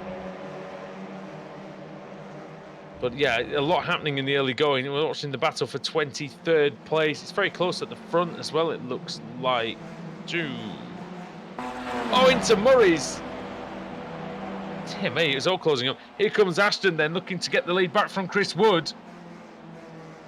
Started on pole, Wood got into the lead. Ashton claims it back in Riches. Yeah, Ashton had a good opportunity to win race 3 at Silverstone. He's going to try and do the same here as looking up the inside there. Chris Wood goes to try and get the lead back. Rob Graham doing well here in 3rd place in the early going. David Von Breck in 4th. Michael Hall in 5th. Simon Field there in 6th place. He's battling away with Pete Harrod in the Sim Sports Racing USA car. And he's got his teammate Pete Harrod acting shotgun. I think he's just going to get quicker, Simon Field, the more races he does. It's back into the swing of it. I don't think he's necessarily going to have enough for Harrod and Hall today. We'll see. Doesn't seem like Michael Hall's massively took to this car quite as well as he did with the with the Kia, Adam, but obviously still quite new to everybody. I'm sure he'll find his feet. Yeah, doing pretty Oh, doing okay here. Oh well, is having a bit of a moment there with Simon Field and the boosted Sim Sport car. No That harm, was no foul. Field. Then they both carry on. Field hitting Harrod, actually, wasn't it? And then Max Wright, he's trying to capitalise on that. He's got within 3.5 of Field. Again, as you mentioned, Adam, earlier on, the slipstream not massively strong. Palmer's dropping down the order. Has he got a slow down penalty, I wonder? Yeah, Yeah, it is. Yeah, he is. Yeah, he's lifting out there as he goes under the bridge. He has, fortunately for him, there's such a massive gap between 14th and 15th. He hasn't lost too much time. Look at this though. Oh, Whoa! 3-1. It probably won't go. Do they all make it through? Not really. Palmer's still serving his slowdown. It looks. Cooper off into the grass. Palmer's still having to deal with the slowdown. Something going on in the background. Alex Simpson having to defend from Adam Hadfield, I think that was. This is Chris Daines having a look on David Baker. Baker likewise having a look on Dean Timms. Tim's doing pretty well, even though he has lost 7 places. That's still quite good to see him up inside the top 20. Here is McIntyre then over the line. Ross McFarlane has got the best view in the house of this. This could be interesting going into Riches. Brilliant onboard shots, showing you just how hectic it is to be part of these races. We know full well from the BSRTC on Sunday nights. Hard on the brakes, then someone's gone a bit wide. 46, that's Chris Daines. Sorry, Dean Timms. Chris Daines just in front of him, and just behind them there is some marauding ERT cars. Adam Wojciech Savidovic, 5-time champion. George Simmons as well, multiple-time race winner on the heels of another multiple race winner, Ross McFarlane, reigning teams champion, of course, for V-Racer. He's got his teammate Jack McIntyre in front of him, sort of acting as his fullback, trying to push his way through and see if he can make a hole for McFarlane to get through. Michael Blake off as well in the background for Simauto. There's Agostini there. Oh, that ERT car disappearing and reappearing. That was George Simmons, but you're right. Yeah, Ross Vojicevic's got his helping hand there. Yeah, Svidovic just nudging into the side of McFarlane as he's trying to get through. It has not been the season for Wojciech Svidovic so far. It's very, very early days. Just 5 races done of 30 plus, but you know, it's not what you want to start with when you've got the number 1 on your car. You want to be making much more progress than, I think he was last in the championship after the first round. Of all the drivers that have finished the races, at least, I think. Yeah, there's a bit of give or take with the... Oh, car's off. It's Alex Simpson. Simpson and Blake then crashing into each other, it looks like, at Brundle. A bundle at Brundle. And a fumble. And Blake bumbling over the curb as well. Let's see what happened to these two then. Hey, they tremble. Simpson going for the inside. Oh. Oh. And he hits him. And round goes Blake. They both go into the Armco. Not the best lap for Blake, really, was it? He was off at Agostini earlier on in the lap and getting turned around by the 2018 runner-up. I wonder if he's got a little bit of damage there. It doesn't look like it's tracking straight and true. No, is Adam Delmont in trouble? Here he is. Nope. P11. He's fighting anyway. He's got Nicole Foggy just in front of him. He's got Sven Glatzel to the rear, and just in front of that you can see Simon Field battling away with... I think it's Simon Field battling away with one of the Sim Sports Racing USA cars. I think that's Michael Hall, I think, yeah. Tell you what, Wojciech will be hoping for better things when we head stateside to Road Atlanta next week. Yep. In 2 weeks. It's going to be an interesting race, that, for these cars. Oh, they're all bunching up now. Getting very, gets a bit concertina-y in there. Look at the rear right wheel, Adam, coming off the ground through some of these fast corners. Yeah, as Charlie Cox was saying on one of the reviews, if you hit one of these cars going through a corner, they'll turn around pretty easily. You could probably turn them around with your little finger going into the right-hander. I think it's because, yeah, I mean, it's literally, you know, it's pure physics, isn't it? You know, you've got one anchoring point at the back of the car, and there goes Wojciech Svidovic. And... well, when it rains, it pours, really. They're doubling it, and he might be doubling up on the back of the grid. Race starts as race finishes as well. Going around the outside, Oh. and that is Oh. 74. 74 Scott Malcolm. Yeah, I don't know what really happened there. That was a bit dodgy. Trying to work out whether he realised that the track ended or there was something in that. Not too sure. But anyway, he's in 40th place. Paul Smith is he's just past Scott Malcolm, in fact.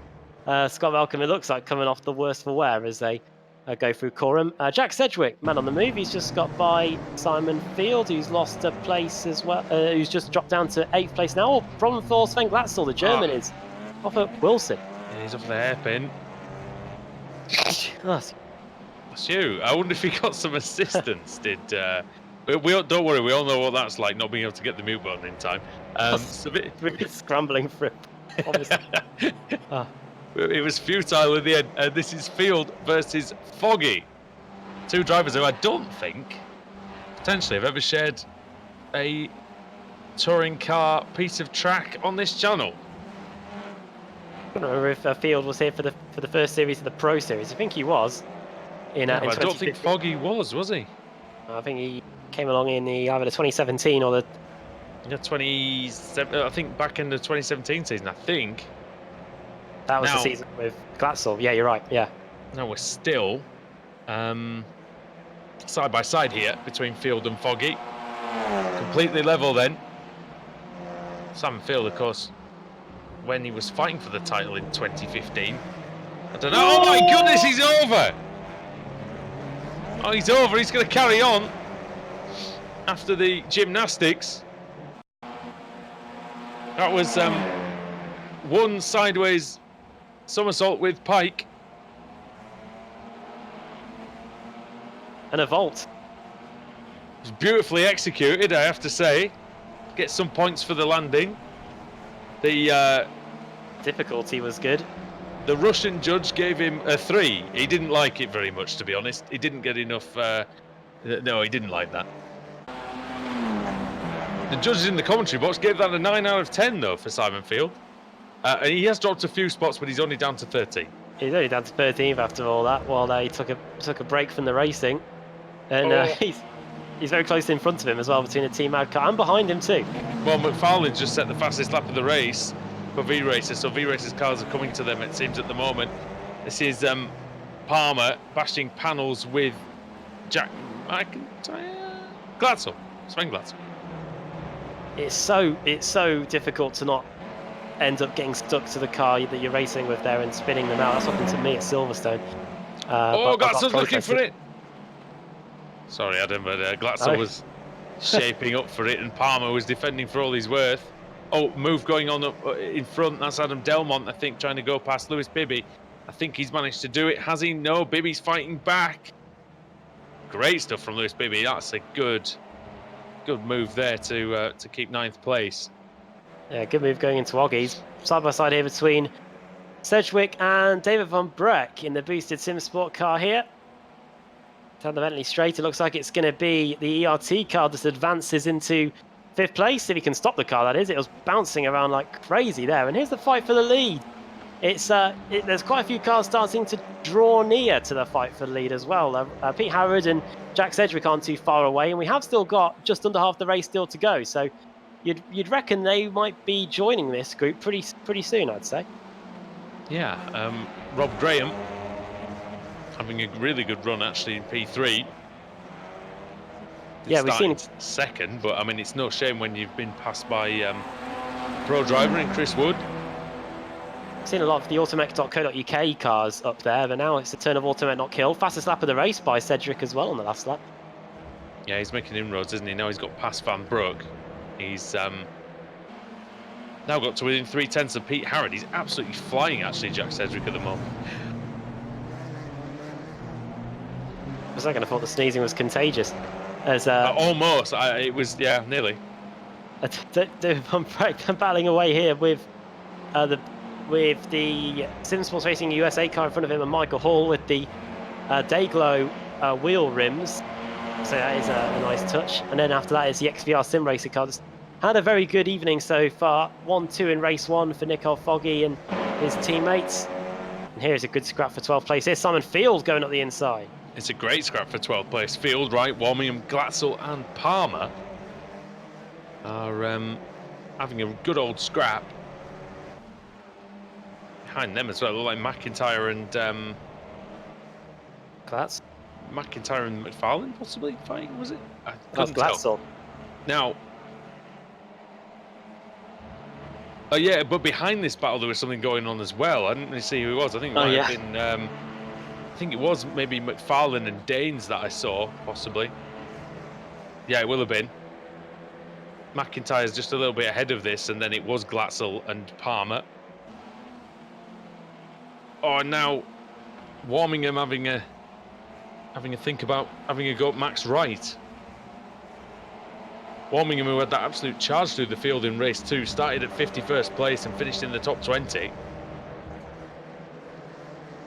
Gained something crazy like 34 places, didn't he, in the XVR Sim Racer car, going through the long right-hander at Coram and now into Murray's. We haven't seen too many drivers attempt the overtake up the inside there into Murray's actually. So maybe the final lap. Yeah, they're saving it for that, I think. And the quest for Nico Foggy to get to the front could be on, because as you can see there, he set fastest lap of the race, 57.4. That is nearly a second quicker than what the guys at the front are doing. So we saw this last week, didn't we? That he just, middle of the race, he just turned on this pace that he just did not have, and he just got the setup obviously working beautifully well for XVR. Oh no, it's Warmingham. He's off into the barrier. No way. I know, he's gone down almost the escape road. What's happened to Richard Warmingham? Right, here's a replay. He's going up the inside of the Automet car. Nudges him again. And that's Sven Glatzel. Oh no! Oh, Rich. I don't know if he knew. I would imagine he knew Glatzel was there, but potentially wasn't really thinking about it, having just rejoined the track. Yeah, I think he might have been looking in the left-hand mirror, the Automet car there. Making sure he didn't hit him, yeah, exactly. Now he's side by side with Dan Kraft, and they make contact as well. Dan Kraft's car is quite battered at the front. You can see the damage there for yourself. Got Pete Newman not too far away. These two once used to race for CQI Academy. Look at the front right corner. Old Benton buckled on the Sim Sports Racing USA Audi. Even the Audi sign looks like it's wonky now. Oh, there's the moon. Yeah, going into the right hand. Oh no! Oh, what an onboard shot! Oh, Warmingham. Dear me. Oh, it's twice there. In a lap for Warmingham. You've got to feel for him, and he's had enough of that. Tell you what, he did a fantastic job of not rolling that, because I thought we were going then for a second. Look at this. This is Nicole Foggy. He's arrived at the top 3, and now he's trying to get in and amongst. It will not be easy to pass Jack Sedgwick, though. We've seen that so far. They all slowed to such a halt during the hairpin that it says on our overlay that Nicole Foggy's crashed because he almost came to a standstill. There you go. Almost getting on the handbrake, which is a thing in this car. Oh God, yeah. Still very close for P1 as well. We'll keep an eye on that as we go through the last 5 minutes. But this is the battle for third. Rob Graham leading the way ahead of. Now Rob Graham will battle hard, won't he? We've seen that in the past. Yeah, he has. Yeah, he will. Especially if Nicole Foggy can get by here. We saw the traction of the XVR car on the exit of Agostini. Now into Woggies. Shades of Plato and Sutton here. Is Cedric going to give Foggy the necessary space? Plato didn't when he was battling with Sutton in real life. Around the outside goes Foggy, but he's going to have to slot behind the ERT car. But he might get the run onto the Bentley straight, and he might try and here comes Chris Wood. He's going for the lead. Oh yeah, he's going for the lead into Brundle. Flies into Brundle. Oh! Ashton fights back on the inside. He hits the curb. You don't hit it too hard, as we've seen. Oh, he gets loose, but he survives it. Jack Ashton, after the contact with Wood, and Foggy. Foggy going through, is he, on Sedgwick? I think Sedgwick's going to have to yield here, Adam. Surely, I don't think there's enough grip round the outside in Coram.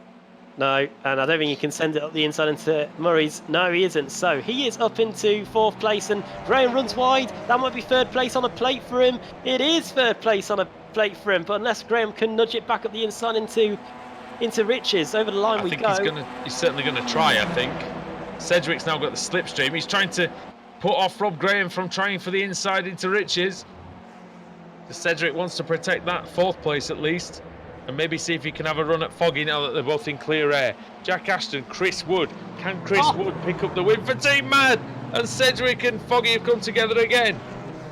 I think he might have just avoided him, but Foggy went a bit deep into Wilson's in anticipation of that Audi clattering into the XVR car. I think for Foggy's sake, there are 2 laps to go, including the one that we are on, so you might have just enough time to maybe get 2nd place. Well, a win might be a bit out of question.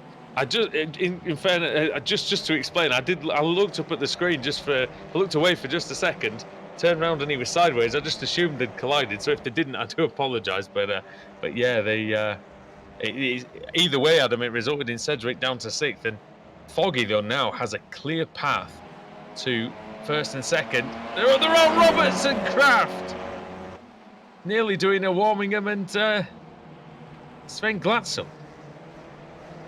Oh, great run on the exit there by the Simsource Racing USA car. Might be able to get Roberts into Hamilton. On the outside he goes. He's going to have the inside for Oggies here. Sends it. Oggies is a bit slower. Oh, a little bit stuck together. Well, he might go around the outside into Williams here, John Roberts. Oh, he tried it, and he hits Kraft.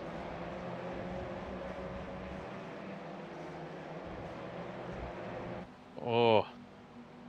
Right then, Well, this is the state of play then as we have 10 seconds left. Is this going to be us starting the final lap? I think it is. No checker flag just yet. We're going to get one more lap. and he's going to have to try. Even if the checkered flag would have come out, I think he would have had to try anyway to go as fast as he could, because he doesn't have a massive lead. Foggy is on the prowl. He's only he's 1.6 behind Chris Wood. Don't think he can make that up in one lap and overtake them both too. Yeah, and Chris Wood put in a new personal best on that last lap, 1:58.43. So well, he knew he had to get on with it, didn't he? And he did that, just that. Yeah, he really had to. That was the key lap for him, really, wasn't it, Adam? To get far in front, just far enough in front that Foggy couldn't bridge the gap in one lap of this Snetterton circuit. Here's Cedric trying to fight back, then this time on Rob Graham. But Graham's covering the inside into Agostini. He wants this top 5 finish, and why not? And he hits him. Oh. And that allows Hall to go through. Everything that Jack Sedgwick tries, it's just not coming off, is it? It's like that for ERT at the moment. Seems like everything they do attempt, any of their drivers really, doesn't seem to work out this season so far. Oh, they're really pushing on each other, Palmer and, Hall and Bibby. Ashton versus Foggy then. This is for P2. Chris Wood has just about done enough, you think. Ashton's going to try all he can. Maybe force him to take too tight a line into the chicane, but Foggy is wise to that. He's seen what's happened to everybody else. Ashton's got his nose in front, going through the bomb hole. It's very, very tight now. Side by side. I think the bum holes are clenched as well as they're going round there. Ashton's on the inside. Is he going to go for it? He can't, but Chris Wood, Adam, he's going to take the win. Fantastic job for Team Mad. They're going to get their victory. It's deserved. Chris Wood wins, and Nico Foggy is going to get 2nd place. Maybe one more lap he might have got in, but a great drive. Oh, Graham, is he out of fuel? I think he's out of fuel. It sounds like it. Oh, he worked so hard to keep 5th, and he's lost it on the last lap. This is Field versus McFarlane. That's very, very close indeed. And that was just 0.2 of a second, 0.02 of a second. And Cooper beats right to the line by 0.01 of a second, I think. And it's still close between Savicki and Simpson. That was a photo finish. Like Savicki just gets that one. Simpson, of course, was off into the gravel after hitting whoever it was earlier on. I can't remember who it was. Blake coming here. Blake, wasn't it? Yeah, he was getting hit by everybody early on. Adam Hedgecock in 37th has come over the line. I think we're just waiting for this man, Right, Ferenc good. Kern, who started on the second row of the grid, then either bailed or I don't know what at the end, at the moment the lights went green, and then made a visit to the pit and is now down in 39th place. And here he comes now. I think he'll certainly be able to pick this car up though and do well in it eventually. He was not in the World Championship for nothing. So I think certainly once he's had a few race meetings under his belt, he'll definitely be able to find the pace in order to take him probably towards, I would imagine, the top 10 eventually, if he can fulfill the potential that we know he has. He's very, very fast indeed. Could we want to watch there is a bit of 11s being left there by one of the Sim Sports Racing USA drivers. Chris Very Wood, good. weaving side to side, very happy. It's probably making that's- good use of that handbrake, actually. Yeah, that is it. Yeah. Driving instructor did used to have a go at me for me prioritising the handbrake over the foot brake, pulling up the traffic lights. Don't worry, it wasn't like going from 30 down to I was nothing. going to say, maybe through the corners it's not a great idea in a road car, but you know. My dad drives away with it left on most of the time. Oh, there it is, look, locking the rear wheels. Giving that some beans. Some trying and failing there. I think one of the boosted cars has ended up in the infield at Coram there, trying it out. I must admit, I've got the handbrake assigned to the space bar, so that would have been pretty interesting if I was going to have to try and do that. It all looks very good, though, I must admit. Yeah, we've got to try this once our win eventually. One of our wins eventually comes in the VSR TCR. Oh, I'll end up binning it off, no doubt. Although we did have, for those at home, we did have a second and the third at the weekend at Silverstone, so it's picking up a little bit for us. We didn't get hit off. We still got hit off a lot, but you know, we learned from that. Chris Wood then takes the win ahead of Nico Foggy. Foggy was very fast in the last 5 laps and really put the pressure on, but couldn't quite get there. Jack Ashton in third, with a good result off the front row of the grid, wasn't it? Off pole position for Jack Ashton. Pete Harrod in P4, ahead of Jack Sedgwick, with Lewis Bibby, the highest AM category driver. Michael Hall got P7 in the end, ahead of Rob Graham, who ran out of fuel. David Van Broek, the Belgian, in 9th, ahead of Diogo Melro in 10th. Adam Delmont was 11th, with Ben Palmer 12th, and then Sven Glatzel in 13th place.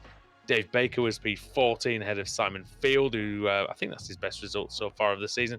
Ross McFarlane in 16th, Jack McIntyre 17th, Johnny Brandon was 18th, with Jason Cooper in 19th and Max Wright 20th. Chris Daines was 21st, and then George Simmons 22nd. It was 23rd for Adam Hadfield, 24th for Dan Kraft, and John Roberts in 25th. Pete Newman in 26th, and Dominic Sawicki in 27th. Alex Simpson in 28th. 29th, Maciej Sakovic ahead of Lars Van Rijn. Mark Woodhouse was 31st ahead of Wojciech Savidovic. And then Adam McNally in 33rd. Kip Stevens 34th. Michael Blake 35th. He was crashed off earlier on in the race. Adam Hedgecock in 36th. Martin Sampson 37th. Paul Smith 38th. Ferenc Kern 39th, who definitely bailed off the start, but I think something else might have happened to him after that, because he was 1 minute and 56 seconds down. So I assume he might have had to visit the pits. In fact, he made 2 visits to the pits, Adam, so I'm not quite sure what that was for. Maybe he didn't put enough fuel in it or something. Yeah, not too sure with that one. Why you're so far down here. Steve Baxter was the V-Racer car that got collected in the mess at the start. Jamie Rushworth was the one that flew into the side of Colin Cunniff. That's why those 3 were right at the very back. Got anyone to come and talk to us? Not just yet. We can run you through the upcoming schedule for the ARL TCR, and it's a good one. After today, we go to Road Atlanta, then Circuit de Catalunya in Barcelona, then Sebring in the USA, Interlagos, Montreal, Motorsport in Canada, Phillip Island down under, Watkins Glen, Monza in December, and then in the new year we have our final 3 races, the Showdown at Spa, at Belle Isle, and at Daytona as well, the cool final race of the season. So looking forward to seeing how that's all going to play out. Yeah, it's all going to be very interesting. I'm looking forward to going to the Circuit de Catalunya, seeing that in the series for the first time. Just having a little look at the start then as well, just while we wait. But yeah, I don't think we have anybody to actually come and... Oh, no, we do. We've got some interview candidates. I think we'll start with Nicole Foggy, as he was the one who was charging through at the end. Nicole, can you hear us, mate? Hello, yes. Hello. Well, that last race looked like a lot of fun. You started quite a way down, didn't you? You started in 21st place, and you really found that pace in the last 5 laps, and you were quite close. A couple more laps, and you might have done it.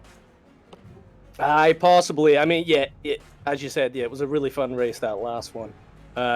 Race 2 was a bit dodgy. There was so much crashing and stuff going on, but race 3 went pretty smoothly for me. And I think just maybe not getting hit as much and not having sliding and stuff like that, it maybe saved the tires a bit towards the end of the race, and that's probably what helped me win those battles with especially Jack Ashton and Jack Sedgwick. Those were really fun. Yeah, we knew that they wouldn't be easy to overtake. You managed to do it anyway. First time in the Audi at Snetterton. How did you find it? It looked like it was a lot of fun to drive out there. Yeah, I already like Snetterton, especially the 300 one. It just, I don't know. I don't normally like the flat tracks. I like, Bathurst and Nordschleife and stuff. But it's something about the corners at Snetterton that seem to suit my driving style or something. I don't know what it is, but yeah, it's really fun anyway, and it's definitely a lot of fun in the TCR. Now that you've driven the TCR both in a couple of different series now for a couple of weeks, what are the main differences for the viewers at home to the Kia, and how do you have to drive it differently? Well, I mean, the biggest thing is I think it feels a bit like a GT3 car. That's probably why it suits me a bit. GT3 is probably my favorite class. Has been for the past 2 years or something. So it feels like that, especially on the brakes. And it was the brakes that I was always a bit...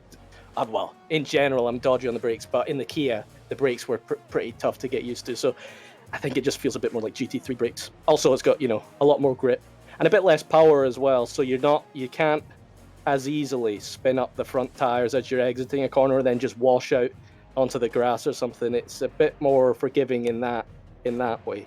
It's a bit easier to drive, but then it's still difficult to go fast in the car anyway. Yeah, and a little bit slower in a straight line, but probably a little bit faster in the corners, so it probably evens itself out a little bit. Yeah. So going forward, then, Adam, where are we going next week? Where did you say we were going next week? Road Atlanta. Road Atlanta, then. What do you think of that circuit, and is it one that you and your teammates are looking forward to tackling? I'm looking forward to it anyway. Don't know about the others. I think Johnny quite likes it. Me and Johnny did the C7 Endurance a year ago or something. We did quite well in that. So, well, you said you like the up and down tracks, I guess. So that's going to be a good one, isn't it? Definitely. I already liked Atlanta anyway, and I think it suits the cars quite well as well. It's a fun track. It'll be some good side-by-side racing there. I think there always is. So yeah, definitely looking forward to it. Yeah, really fun first sector there as well, which I'm sure is going to cause a bit of chaos when we get to the races. But before we go, just give a shout out to your team and to your sponsors, if you like. Yeah, just thanks to the team as always. Johnny, Rich, and then also Colin from NLR. He's helping us out for this winter series, and also to Immortal. So yeah. And to you guys. Perfect, nice one. And so thanks very much, Nicole Foggy, for joining us in the commentary box. Thank you very much. I'll see you soon. Cheers.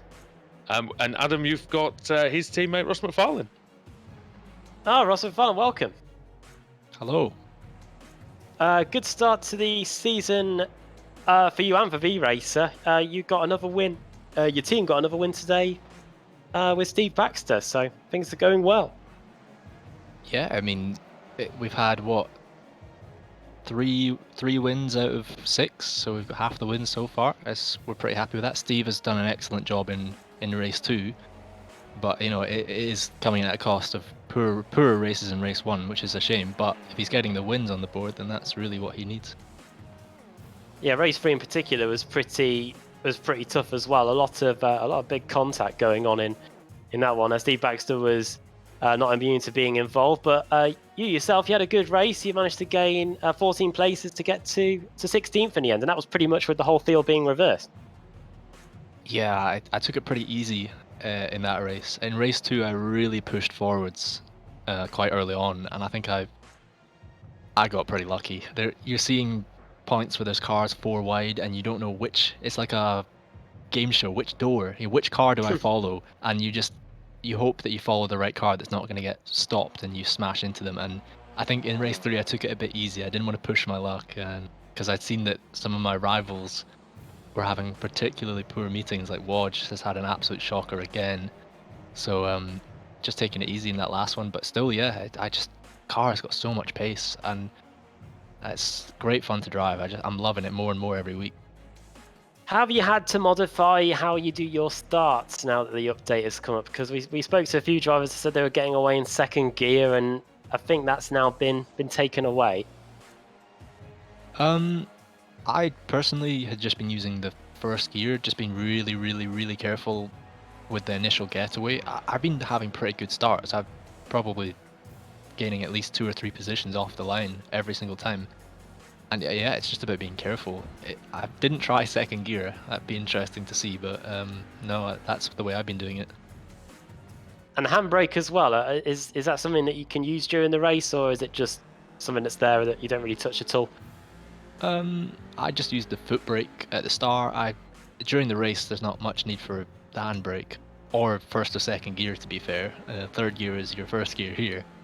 Yeah. I saw a couple people at the end of the race using the handbrake for a bit of fun, a few shenanigans, which I guess it's useful for that. But I think racing-wise, it doesn't really pose much use at all. One thing we did see as well was also the massive sausage curve down at the end of the backstrip. We did see a few cars rolling on that today. Oh, I think you managed to escape from that. Yeah, the goal here was don't hit any curbs, because it drastically slows the car down, because it starts bouncing when it lands, and it's really tough. But yeah, I didn't see anyone roll it, but that would have been pretty interesting to watch. Yeah, it's in the broadcast somewhere. I think I think you'll be able to go back and watch that later. But yeah, before we let you go, Ross, do you want to send a quick shout out to anyone? Yeah, just big thanks to V-Racer, the team. We've come off the back of a championship in the previous BSRTC, and we're looking really strong again here. We're working well as a team. We had a couple of incidents today, but it's been great. I mean, thanks to Lux Liveries for the design this season, Swedish Rig Designs, and Noble Chairs. So, and of course, Apex Racing TV for the wonderful coverage. You guys have really stepped it up this time round for this season, and I think the streams look fantastic. Added to by the car and the liveries, everything just looks great. So a big thanks to everything. No worries, and yeah, good job today. See if you can carry this form onwards to Road Atlanta next week. So yeah, thanks for taking the time to come and speak to us. Cheers. Ross McFarlane there, and then waiting patiently in the commentary channel, in the interview channel, we've got Adam Hedgecock and Dave Baker. Just before we go, chaps, I'll have a quick word with you both.